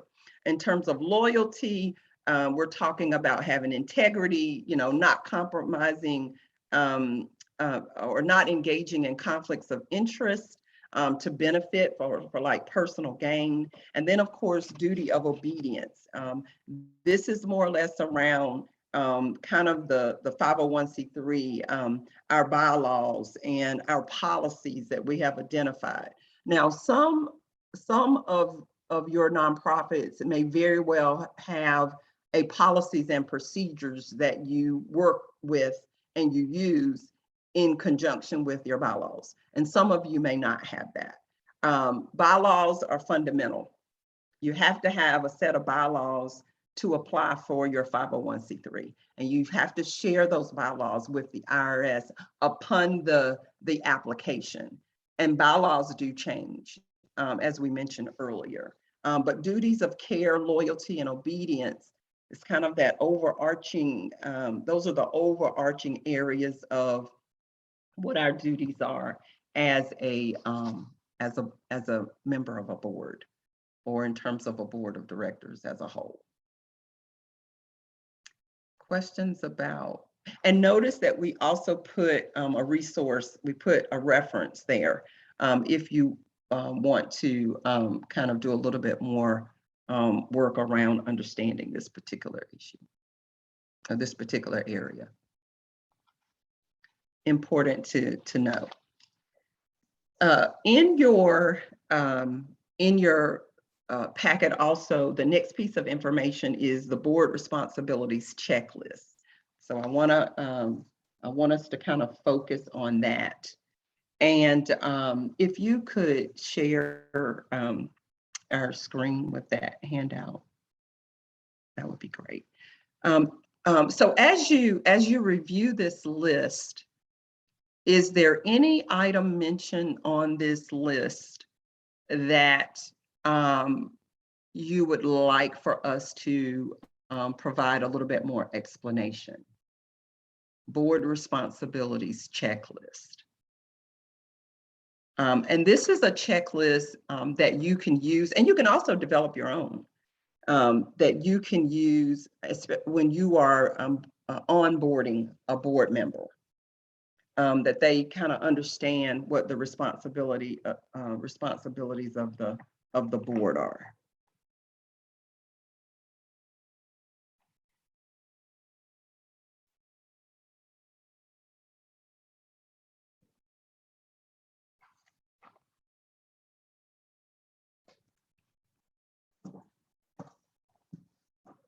Some of this I've mentioned in the explanation, just kind of in the conversation and discussion leading up to this. But if there's anything that's listed there that you are unclear about or that you don't understand. Dr. Palmer, yeah. It's Barbara Morales-Burke. There's two that I'm interested in hearing you talk, maybe clarify a little bit. And one is the, the one about policies, developing policies. Developing policies of the organization. And then the other is about making key decisions. And can you talk a little bit about kind of what's the dividing line of what are policies that really are more operating policies that are not the domain of the board likely, and which ones would be? And then also on the key decisions, what's your, how do you define a key decision? I know there's not like a dried one, but. Right. So if I'll start with the key decisions question first. The board of directors is responsible for recruiting and hiring the executive director and deciding on who that individual is going to be. So that's one. Also, the mission and the vision of the nonprofit should be revisited routinely. So typically when you're going through a strategic planning process, you're reviewing that mission and vision, and boards of directors contribute greatly to adjusting the mission and vision of a nonprofit agency. So that would be like a key decision. One of the decision-making areas that sometimes is a little gray for boards of directors is hiring and firing staff. When you have an executive director in place, it is the executive director who does that. Now, they may consult with the board and they may inquire with the board to get feedback, but ultimately that decision should rest with that executive director. Sometimes boards of directors will cross the line and they will favor a staff person and they will want to keep that person, let's just say, and that executive director may not. And so sometimes it gets a little interesting with boards and EDs when they kind of go through a little bit of a tug as it relates to that key decision making. The key decision making of the board is oversight and governance. So oversight in that the organization is carrying out its mission, it is moving towards achieving its vision, it is reviewing financials to make sure that the organization is solvent, you know, in terms of its finances. It's helping to bring some direction to the overall direction in which that nonprofit is going. So those are like key decisions that a board of directors might find themselves. I mean, I could go on and on and on with some others, but that is what we mean by those key decisions. And then in terms of policies, it depends on what type of nonprofit we're talking about. We have some nonprofits that are engaged in work like counseling, for example. You know, there are policies and there are procedures that level of a professional, let's just say, if they're that they have to follow. And so the board is paying attention, you know, to whether or not what's happening day to day is in alignment with what some of those responsibilities might be, depending upon what kind of service. I know also in terms of, let's say, grants and contracts, you know, a lot of times there's a significant amount of accountability when it comes to receiving grant dollars and being reimbursed through contracts with government programming. And so the board is in a position to really oversee that and to inquire as to how that nonprofit is doing as it relates to that. So some policies that boards of directors are paying attention to, some policies and procedures are internal to the nonprofit, but some policies and procedures are external to the nonprofit. It just depends on what that nonprofit does and what its actual work is all about.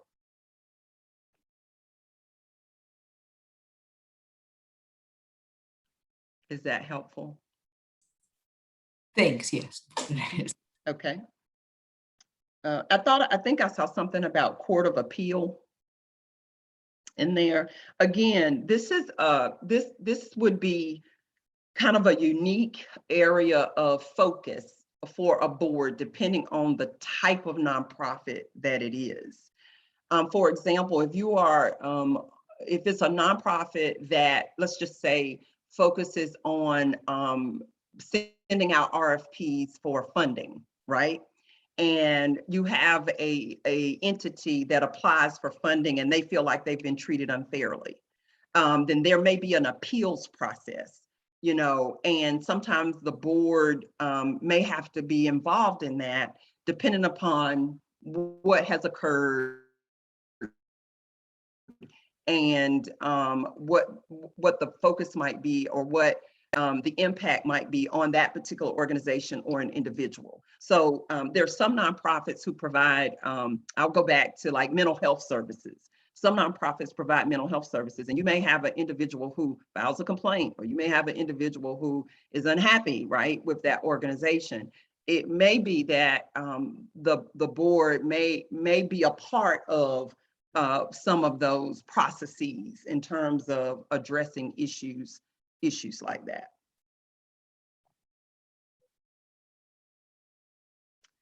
There's a legal compliance question, Rebecca, and I am okay if you want to show the legal compliance checklist at this point. I'm okay with that if you want to. Sure. Maybe while I pull that up, do you want to speak to preserving institutional differences from Joy? Okay. Joy, can you just kind of ask where you, that way I don't have to.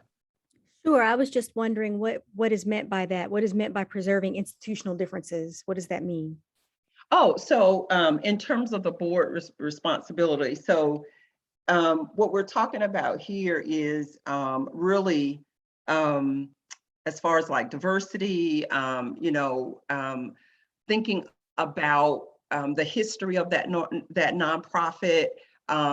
Maybe there are, when I think about like YWCAs, empowering women.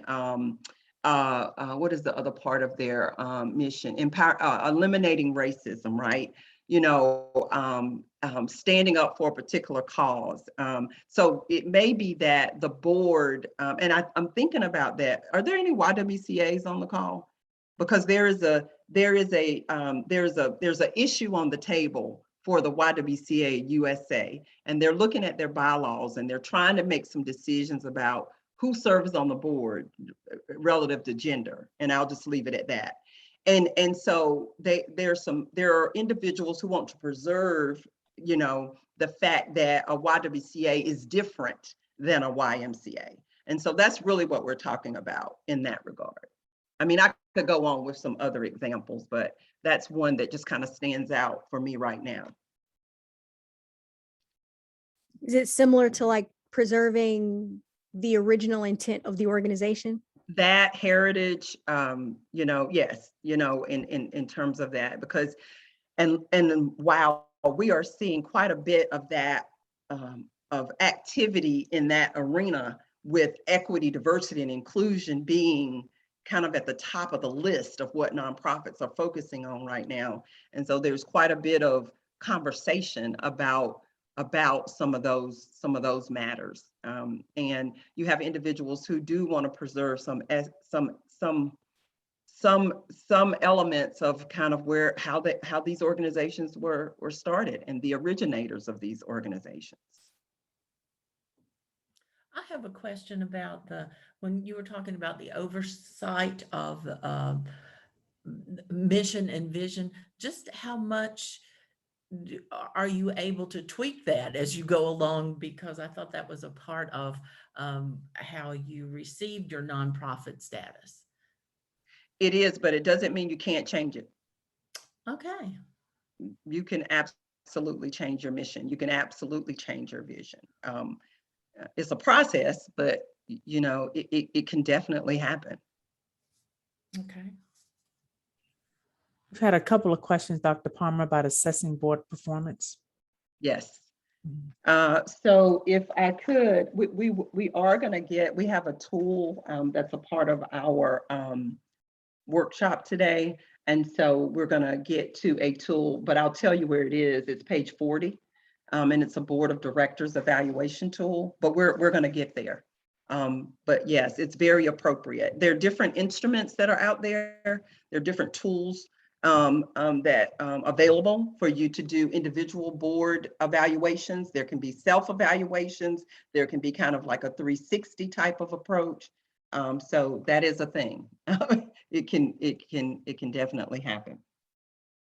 Any more questions about what's on our board responsibilities checklist? And as I mentioned before, our information today and our content today is quite specific. Rebecca has put in the chat a link to the North Carolina Center for Nonprofits legal compliance checklist. And we're going to get to that as well. But I just had her to go ahead and put that out there because some of you have some questions about kind of the legal elements of what we do. And so the NC Center has put quite a bit of time into developing this checklist over the years. And so that's a resource that's available to you as well. And not only does it give you some insight as to what some of your questions might be, it gives you a connection to a resource that you can go to for some of those items. And we'll get to that, but I just wanted her to go ahead and share that with you in advance before we get there. Rebecca, I don't know if you wanted to say anything. I'll just speak to the fact that we have an updated version coming out on October 4th. So what I'll probably do is remind you all when that's available so you can order it then. I'm pretty sure that everyone who's ordered it already will get the updated version sent to them automatically through our systems, but just to be safe. And it is free for members. It's a $25 charge for non-members. You can purchase that through this link if you're interested. And it's a great way to stay on top of all of these legal requirements for your organization. And you only need to buy one copy for your organization. So once you get the link, you could send it to your board, you could send it to all your staff members as a reference. Obviously, for some staff members, this might not be appropriate, or they may say, well, I'm not really, I'm not worried about that. But just sort of use your discretion about who you send this to, but one version, one copy is good for the whole organization. And before we kind of move into our next topical area, I don't want us to miss, we did have highlighted board meetings and attendance. That's typically in your bylaws. And in terms of what your rules are, if I could call it that, as it relates to attendance and as it relates to attending board meetings. So board members are expected to attend board meetings, and they are expected to participate in those meetings and be prepared when they show up. So that is an expectation. We know for some of our boards, however, that there's work that definitely needs to be done in meeting that expectation, but it's definitely one. My question for you is, do you know where that is in your bylaws? And have you reviewed that? Because that's the more you know about what's in those bylaws and what and how to interpret what's there. I think I heard someone talk about accountability of the board, then that's your go-to, is to go to the bylaws and say, this is, these are the expectations. And board members can be fired.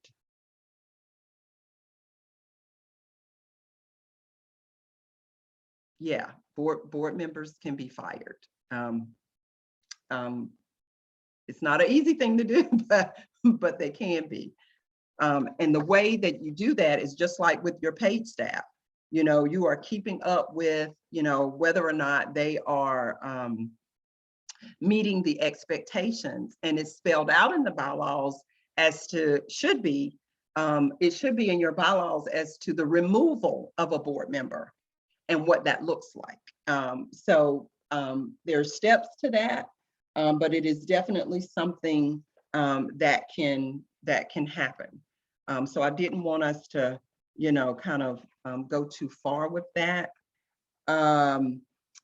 I don't, does anyone need to see that in the bylaws? We do have a set of bylaws queued up where we can kind of show that. Is there anybody that actually needs to see that or not? Just give me a reaction. If you don't, then we won't do that at this time. We'll keep moving to the next topic. I don't see anyone, Rebecca, that needs to actually see that.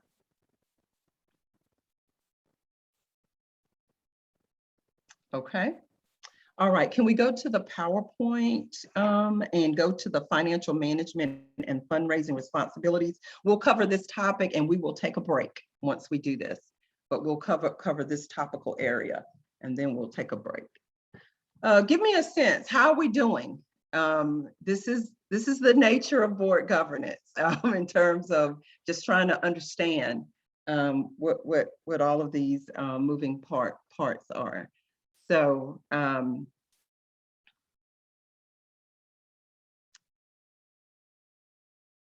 back one more, I believe. Yeah. So we are going to financial management and fundraising responsibilities.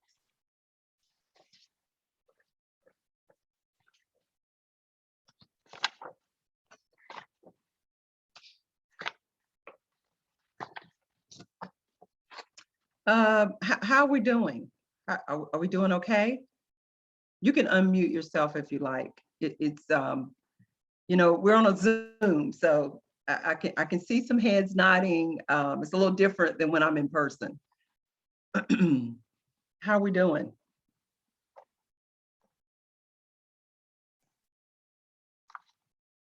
So this is not to offend board members because I am one myself and I chair a board. So how many, are we trying to fire any board member? No, I'm just kidding. To fire any board members. I see focused there in terms of how we're doing. I'm just doing a quick tip. Loving all the information, great. Just trying to, good, great, awesome.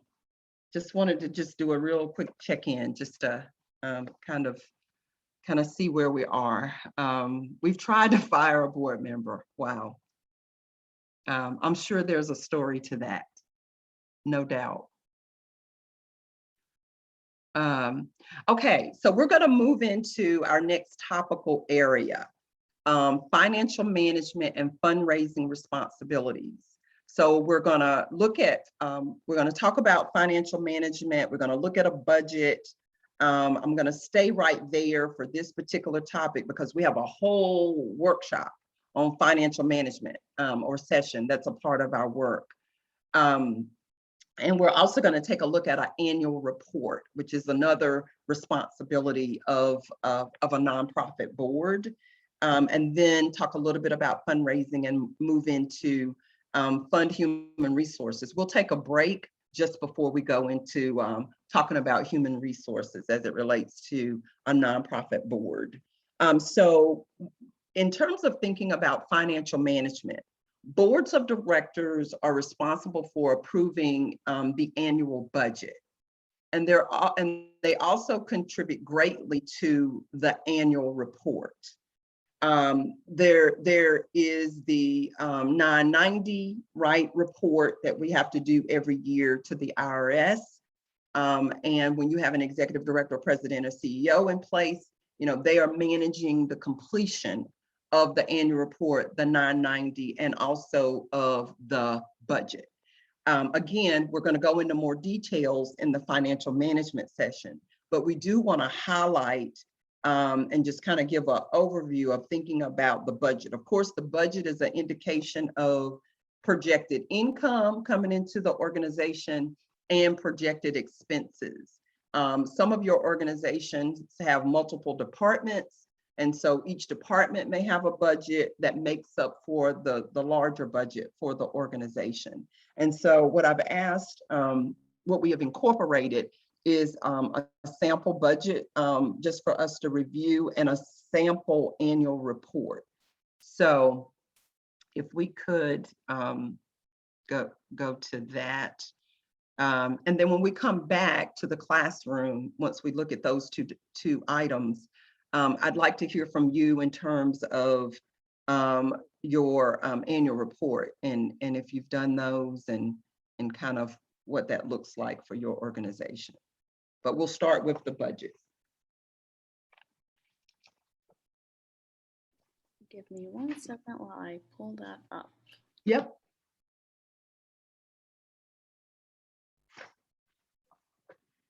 When we look at when we study financial management, we're going to be looking at several financial documents. We're going to look at financial position. We're going to look at statement of activities. We're going to look at cash flow. We're going to look at the functional expenses. We're going to do a deep dive into what all of that is, how it's relevant. We also will have one of our staff, our CFO from the NC Center, that's also going to join us for that. And so we will go into more detail, but in terms of thinking about the role of a board and the board members. So typically a budget is presented to the board, it approves it, and for that upcoming fiscal year, and it's typically explained, and board members are given the opportunity to ask questions about the budget. And so again, there are two focal points in the budget, and that is the revenue, and you can kind of see some potential places or ways in which revenue can come into a nonprofit. In some cases, nonprofit organizations have something to sell, so you may have revenue from that. Some nonprofits charge a fee for service. There are some nonprofits that have contracts, oftentimes government contracts, where they may be providing a service or resource that's been privatized. And so contracts are a part of revenue, those individual contributions, board contributions, corporate foundation contributions. We have fundraisers, and so that's a revenue source. For some of your nonprofits, you may be fortunate to have an endowment. And so these are some ways in which revenue comes into the organization. So back in when you did the capacity assessment, several of you indicated that you wanted to work on diversifying your revenue. Well, these are some examples of what what some of those areas of diversity related to revenue look like. And so some of your organizations may only have 2, right, items in this section. Some of your organizations may have 1 item in the revenue section. Some of your organizations may have an item in the revenue section or the revenue area of your nonprofit, and that you may have some items that you want to add, or you may have some items that you want to take out. But here are some options and some ways to think about revenue. And I did see the question about getting a copy of this. The link, would that be in the wraparound, I think, Rebecca?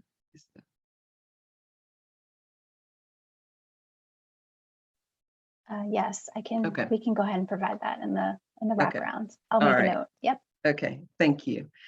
And then here is the expenses, and I won't spend as much time on the expenses as I did on the revenue. I think you can kind of understand that each nonprofit is going to have a different items as it relates to expenses. But again, this is just to kind of say this: boards of directors are a part of and have a significant role in approving the budget, and really the board treasurer typically is involved in developing the budget for a nonprofit agency.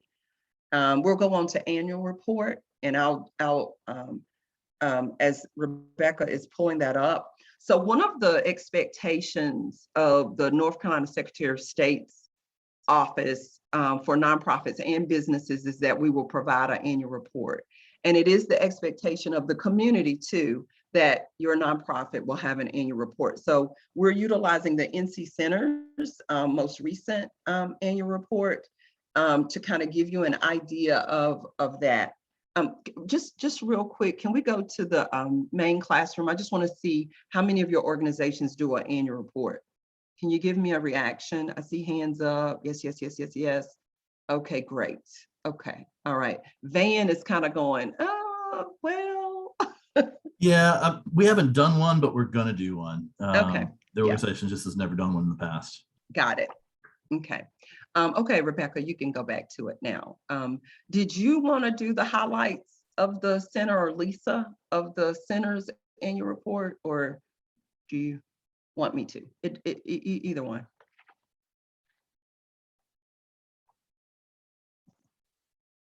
This may be Lisa's first time seeing it.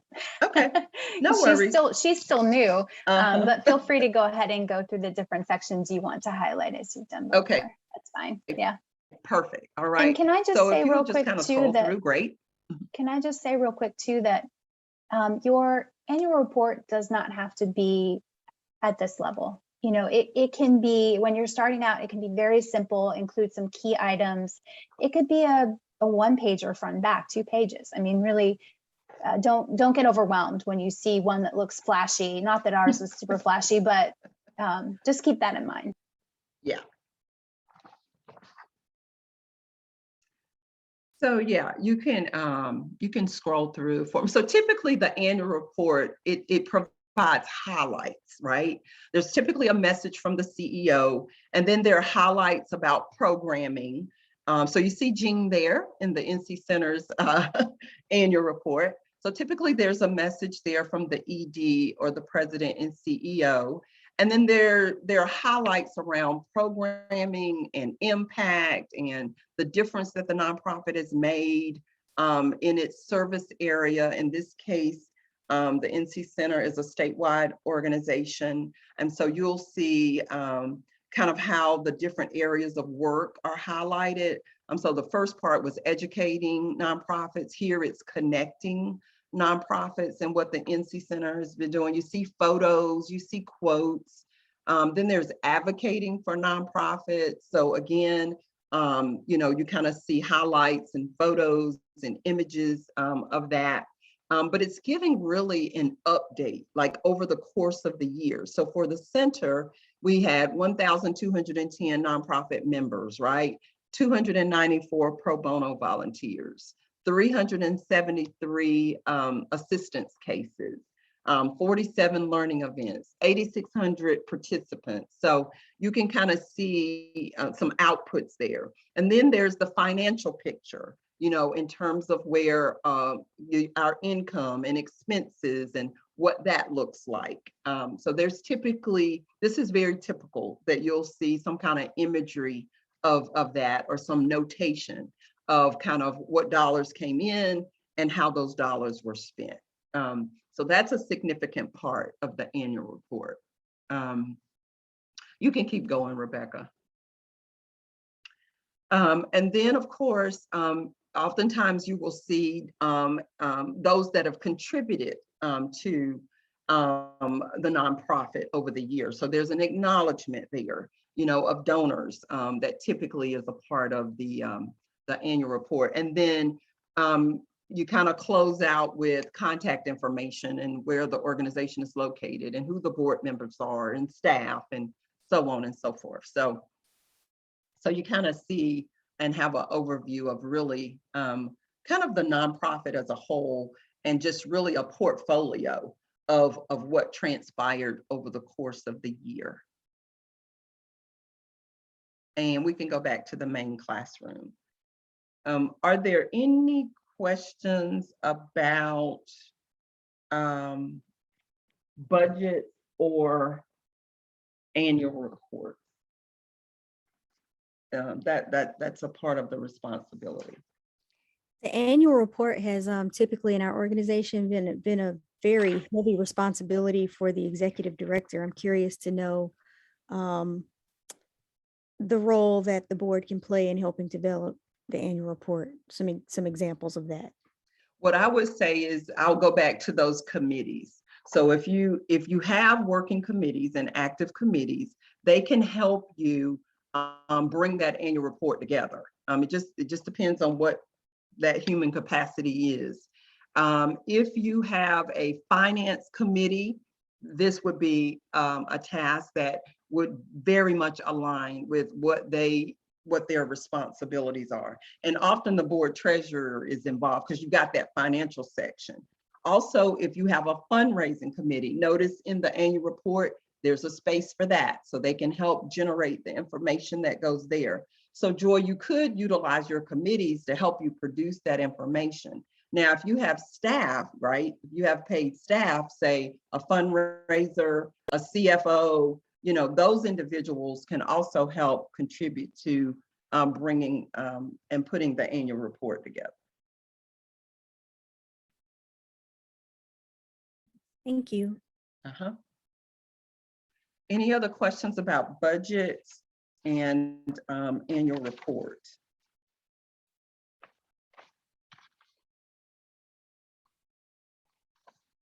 The board is also responsible helping with fundraising. There is a handout. I'm just going to refer you to that. There's a handout in your packet, page 34, and it just highlights what fundraising is not. My opinion, right? Grant writing, my opinion, is not fundraising. It's different. That's a whole different exercise, writing grants as opposed to actually raising money in terms of contributions. Thank you, Van. I appreciate that support there with that.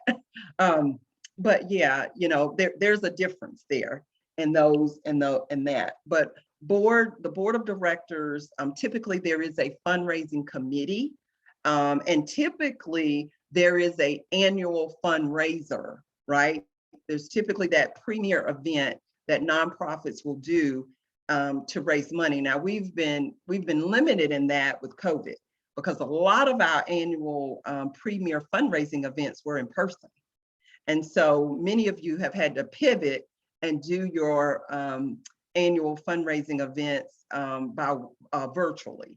And so, so that said, you know, fundraising is definitely different than, let's say, going out and securing a grant, or going out and negotiating a contract, you know, to provide a service or a program with some reimbursement attached to it. So, so I'll leave that comment there. We have a whole session on fundraising, just like we do as it relates to financial management. So you will see you'll see that come up again in more depth. But we do want to highlight that as one of those responsibilities, areas of responsibilities for a board and or board members.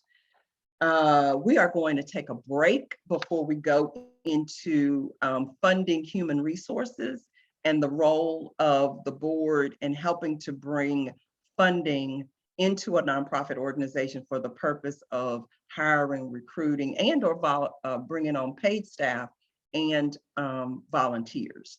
So the time is, let me grab my, if you're like me, you've got several things out, right, that you're working with. So we are at 11:46. So let's do a 10-minute, let's do a 10-minute break here. And so that looks like we'll come back at about 5 to 12, right? 11:55. Okay. And we have just a few more topics that we're going to cover. So the next two topics, we actually have covered that information, and I'm going to point out in your handouts where the supporting documents are. So we're kicking off this focus around human resources, and that the board is responsible for helping to fund the human resources of a nonprofit, and to secure dollars to pay staff. And so that's an important part of the work of the board in the fundraising and the review of the finances. We kick this off by focusing on equity, diversity, and inclusion. And in the principles and practices guide on page 9 is where you will find the NC Center's principle, equity, diversity, and inclusion, and those accompanying practices. And so what we're encouraging here is that as we think about the human resources of our nonprofits, that we consider engaging in some of those practices that will help us to bring on individuals to work within and volunteer within our organization with some acknowledgement of diversity and also inclusion and equity. So that's the attention there in terms of that. Board recruitment and retention. We've talked about this in the context of your bylaws and the fact that there are instructions in the bylaws on recruiting board members, maybe not so much as retention. And so in thinking about retaining our board members, we want to make sure that we are engaging them, and we've talked about that, and also that they understand what their roles are and in the context of a nonprofit. The funding of human resources related to employee recruitment and retention, the executive director conveys that information back to our board and helps us to kind of stay and understand and stay in tune with what's happening on the staffing side. Oftentimes boards will have human resource committees, and so that committee also can help in that regard. The same holds true with the professional development and the board development. And of course, building capacity. This Nonprofit Management Institute, for example, is a capacity building resource. And so the board of directors is as engaged in this part of what happens in a nonprofit as necessary and needed. And typically that's communicated by the executive director and the president and CEO. If you are on page 9, are there any practices there as it relates to equity, diversity, and inclusion that you would like us to speak about? I don't want to move past that without giving you the opportunity to do that.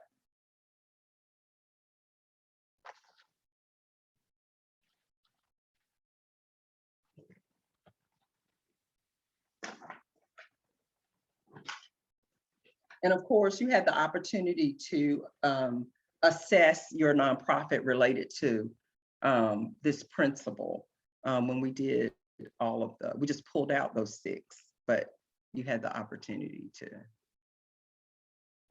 do that.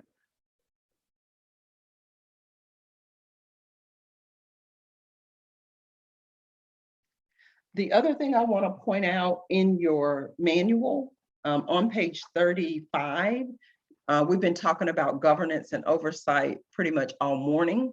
And so there's a document there that you can have at your disposal that you can utilize to reference in the future. On page 36, there is a board of directors job descriptions. We've been talking about committees and a board member and committee chairs. And we talked about a little bit about the executive committee and the officers. And so here's a reference page for you for that. Page 37, we've been talking about this as well.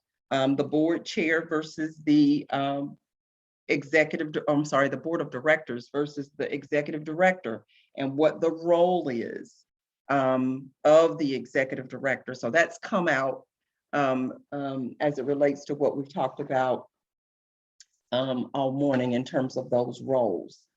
The board chair job description. We included this because there are instances, page 38 and 39, there are instances where a board chair may get their role, may not understand their role and what the board chair is responsible for versus what the executive director is responsible for.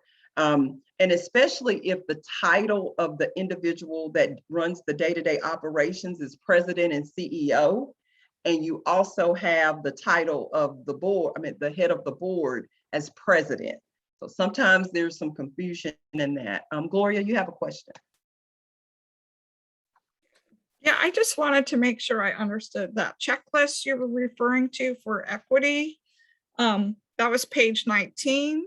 9. Or was there 9? Page 9.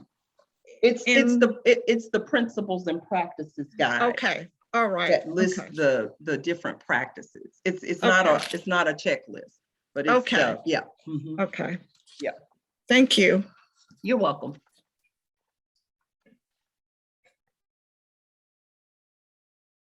And the board chair job description and the executive director job description or roles and responsibilities.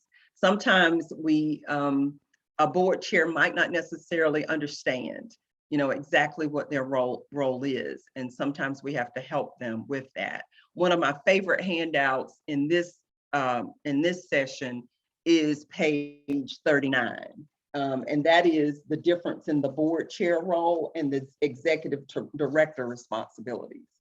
It kind of gives you a framework or a way to think about, they may have similar duties, right, and responsibilities, but there's a difference there in terms of what the difference is. The board chair oversees and presides over matters that are about board members, and the executive director oversees and is responsible for those matters around the individuals who are helping to carry out the day-to-day work. We're not implying that executive directors don't lead, because they do. They do lead, but they have a significant responsibility to manage, all the things that are happening in a nonprofit organization. And so we again, this is one of my favorite kind of tools to reference when you're talking about what the difference in those roles are. Someone mentioned earlier about the board being responsible for evaluating the executive director. This is an area sometimes where as a sector as a whole that we sometimes are challenged with, you know, making sure that we're regularly evaluating the executive director and giving them feedback. And for those of you who are executive directors and presidents and CEOs, please work closely with your board, especially executive committee and board chairs, that you get the opportunity to be evaluated. That's important. And sometimes we miss that. So definitely encourage and work alongside your board that you are getting that opportunity, because you don't want to go a long time and not having an evaluation. And sometimes you have to really work with them to accomplish that. Rebecca, do you want to speak to the tools of the NC Center around evaluating executive directors? One doesn't come to mind, and it may not for you either right now in the moment, but in terms of tools that are available for evaluating the EDs. Yeah, we have what's on our website called Information Central, which members have access to those resources. And it just, you can search by, you could search executive director evaluation and come up with a couple of different sample options. I'd be happy to, I think we've actually pulled some that we have as addendums that we could share if folks would be interested in that in the wraparound. Feel free to comment in the chat if that's something you would like, and I can share it with everyone.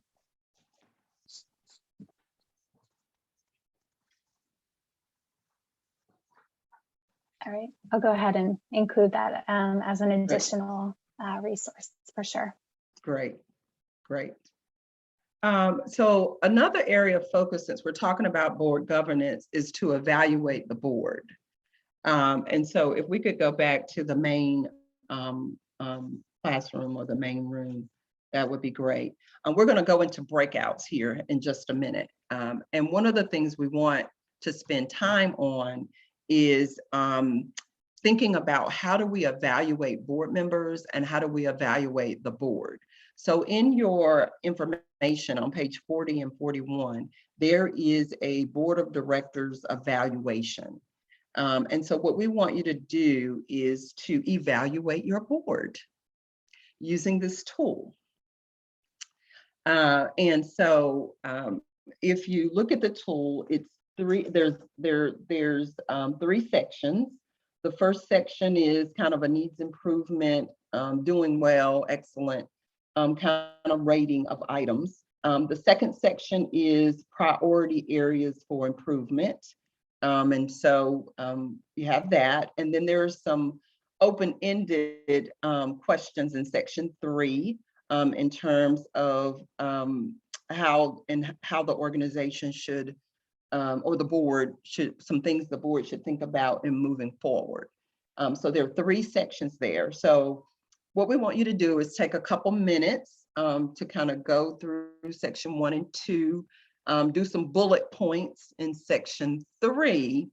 And then once you've had some time to do that in this main space, then we're going to go into breakouts and have you discuss how you rated your board in some of these areas.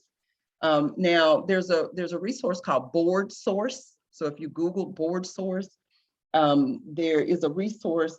They have lots of resources on board development and different tools that you can use to evaluate the board of directors. And again, you can have board members do self-evaluations. You can have, which is what we're going to practice here, you can have a board of directors evaluation tool where you have all the board members complete this and you compile those results and share it back with the board. So then it's more collective and it's not just one board member kind of sharing their perspective.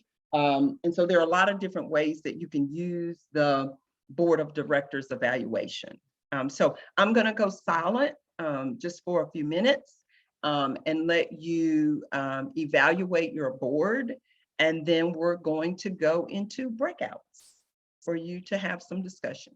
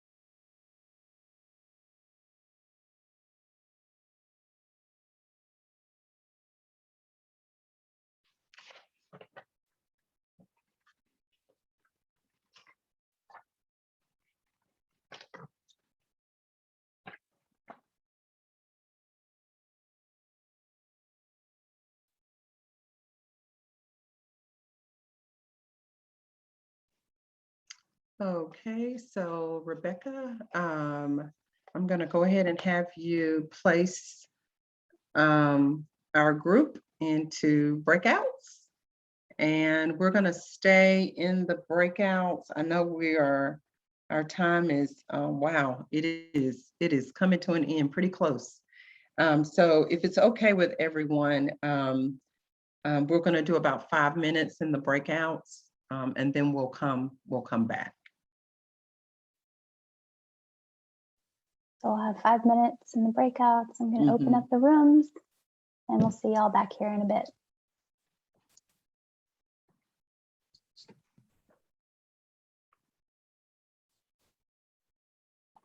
Everyone.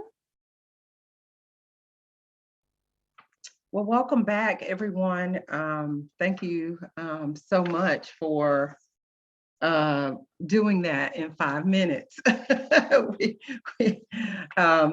I'd like to hear some initial reaction, though. We won't be able to get to every breakout room. So if I could hear from about 2 or 3 of you, just what transpired as it relates to, Joy, I see you, as it relates to evaluating your board.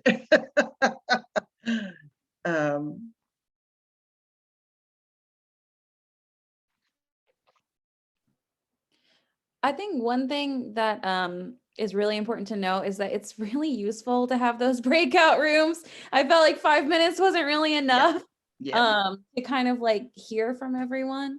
But one thing that we discussed was kind of a bottom up sort of evaluation process that doesn't really occur very often in our conversations about sort of structural components of our organization. I'm not an executive director. Most of the folks in our breakout room were not executive directors. We were other staff members. So we feel very disengaged, I think, with our board, and kind of feel like our board doesn't really know us and doesn't know the community that we serve.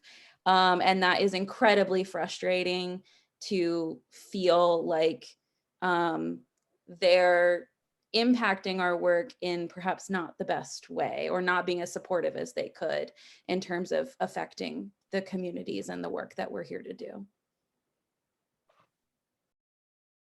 Thank you, Amanda. And yeah, the time to get content out and to have the dialogue, it is challenging, but we hear you, and so we'll keep working at it, trying to get there. So thank you for your feedback. We appreciate it.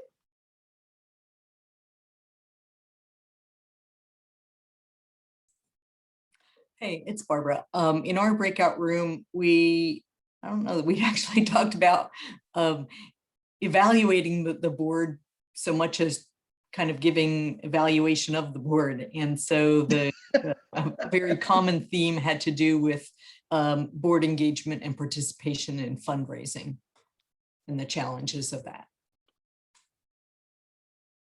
Okay. Anybody else?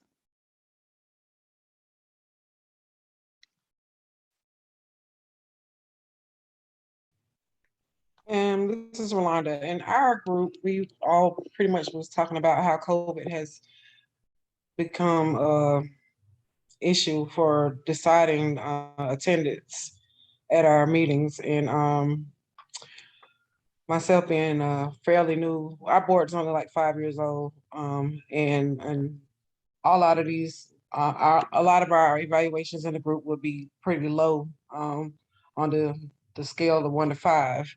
And so that's where we were. Okay.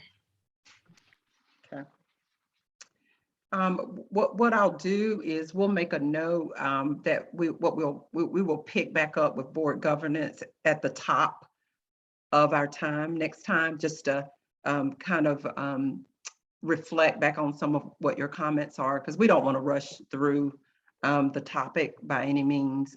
So we'll make a note to do that at the top, and maybe we might do, we'll just do that at the top. So we'll definitely, and we have a list of your questions and want to respond even a little deeper for some of those. So we'll definitely do that.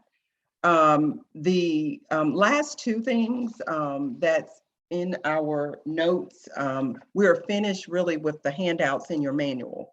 The last sheet that's in there, the worksheet, is really a tool for you to use to really size up the executive director position in terms of how you might think about it, and some elements of having a paid executive director on staff. So that worksheet is there. And we'll also take a glance back at that too at the top of our next session. So just don't want you to think that we won't go a little deeper with that. But there are two final topics that I just want to highlight, and that's board composition. We've already been talking about the bylaws and legal compliance. And so we have, we inserted the checklist, the NC Center for Nonprofits checklist, legal compliance checklist for you to review. And I just want to make a comment about board composition. Typically, this is in your bylaws as well, as far as demographics and characteristics of the board, kind of the size of the board, the number of board members, that's in your bylaws. And then also the construction of, or the composition of, the executive committee and who makes up that committee. We know that the executive committee oftentimes is probably a little bit more knowledgeable of the day-to-day than the board members at large. And that's pretty typical because they are part of some of the day-to-day functions, especially the board treasurer. Sometimes the board treasurer has the responsibility of signing checks, for example. And so they are a little bit more involved, as well as the board chair. So board composition, bylaws, and legal compliance. Term limits are in the bylaws. We talked a little bit about conflict of interest. And we know that it is not common practice for board members to be compensated. That is not a common practice for boards of directors. So in terms of, you know, just kind of coming to an end of our board governance session, like I said, we're going to take some time at the top of the session next week to really kind of bring back some of these pieces and give you an opportunity to have some discussion around the work that we're doing. And I'm thinking how we can do that in a breakout. So we'll do that at the top of the time, but do it in a breakout, and we can have that interaction that you all desire. So we definitely hear that and understand it. Lisa, I was just going to give you an opportunity to make any just kind of comments around board governance and serving on a board and so on. Yeah, really quick, because I'm not going to be between myself and lunch, like I said last time. But I jotted down a few things from my experience of being 26 years working with the Community Action Agency. I've served in several different roles, whether I'm on the board or interim ED, and these are some of the things that I've noticed, and some of you may have experienced the same. As an ED, as an interim ED, put it that way, and coming after a founder, you know, I found it was very difficult or very interesting, maybe not difficult is the right word, making new relationships with the board and making my own relationship with the board, because the board, you know, the founder had brought people on and I had to come in and step in her place was difficult. So that was a challenge that I had to work through. The advisory committee, just to make a quick point to that, what we would do, if there were members on the board that we really wanted to keep, they would roll over to our advisory committee and they would serve in that capacity. And the advisory committee would be given tasks, particularly specific tasks that we wanted them to spend time on, whether it was a project for the community, a project within the agency, they would work on that. And that seemed to work out really well to keep some of those older board members engaged. Also, just be mindful, if something happens at your agency, make sure your board chair is the first person you tell. Do not think you can figure it out yourself. Keep it to yourself, because if it gets out there, the board will be the first, and the ED are held responsible for those things. So make sure that if anything happens, you make sure you're informing your board. Committees can be difficult to navigate as well. I particularly work with our program committee. And one thing I noticed, if you don't have a particular task like Dr. Palmer talked about, the committee can be stagnant and you don't feel like you're getting anywhere. And then when it comes to committee giving report outs at the board meetings, it can be awkward. So just make sure that your committees have tasks that they can work on, and have people who are interested in being on those committees. Don't just assign them and say, here, you go here, you go here. Try to make sure your board members are serving on committees that they're actually interested in.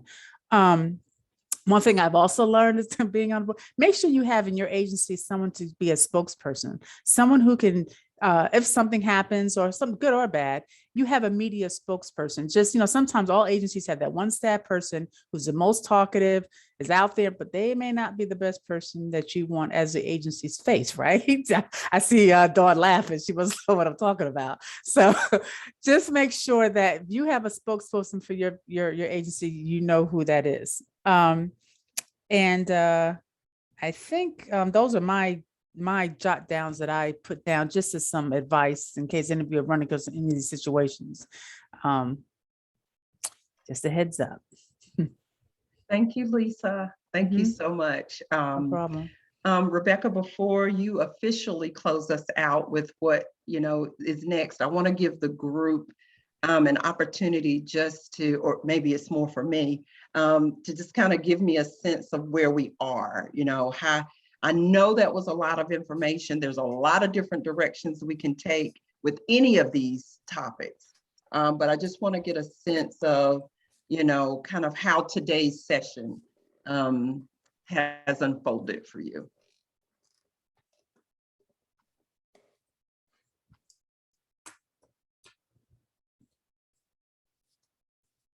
Well,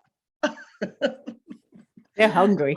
I was going to say, Lisa, it's 60 seconds from our top time. I get it. I really get it. If it's okay, then I'm going to have Rebecca go ahead and give us our instructions so we can close out for today. Thank you for your patience. Thank you. Great. Thank you. Thanks, Dr. Palmer. Real quick, I'm going to post. You're muted. Thank you. I thought I unmuted, but I had not. Here we go. I put the session evaluation link in the chat. We do review those. When we debrief each session, we review those and we try to incorporate your feedback and really just help sessions going forward. So we really encourage that and are thankful for your feedback. I also wanted to mention that registration is officially open for our annual conference, which will take place in November the 3rd and 5th. It's sort of half-day model. We're really excited. It will be all virtual, just so you're aware, and you're in full acknowledgement of that is completely virtual.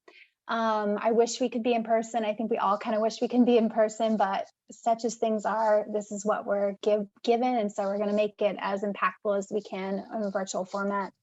A real quick note that Jackie Shelton Green is our keynote. She's the NC Poet Laureate. We're really excited for her to talk about the concept of belonging and how we as nonprofits can help lead the way in terms of our communities feeling like they all have a place at the table. And then with that being said, I think our next session will be on strategic planning. Program design. Sorry, program design management and evaluation. I'm getting ahead of myself. Program design management and evaluation. The wraparounds will include any links that we sent out, things from today's session in addition to our slides. And that typically goes out by 5 p.m. today. And then the reminder will go out on the day before typically, and that includes a digital copy of the handouts. So you have those if you should need to make copies. If you're not getting them, look in your junk folder. Sometimes they come from Salesforce and they sometimes get routed in there. If you see it in your junk folder, give permission to receive those emails because they do have attachments. Sometimes they get screened that way. If you're still not seeing them, let me know. But on my end, it looks like they're all going through to all participants. So I'm happy to help anyone that needs any help going forward. But thanks for your time today, and we look forward to seeing you next Tuesday. Thank you so much. You all have a good day. And thanks, Leslie, for your behind the scenes help. We've got a great team here. Take care, everybody. All right. Bye-bye.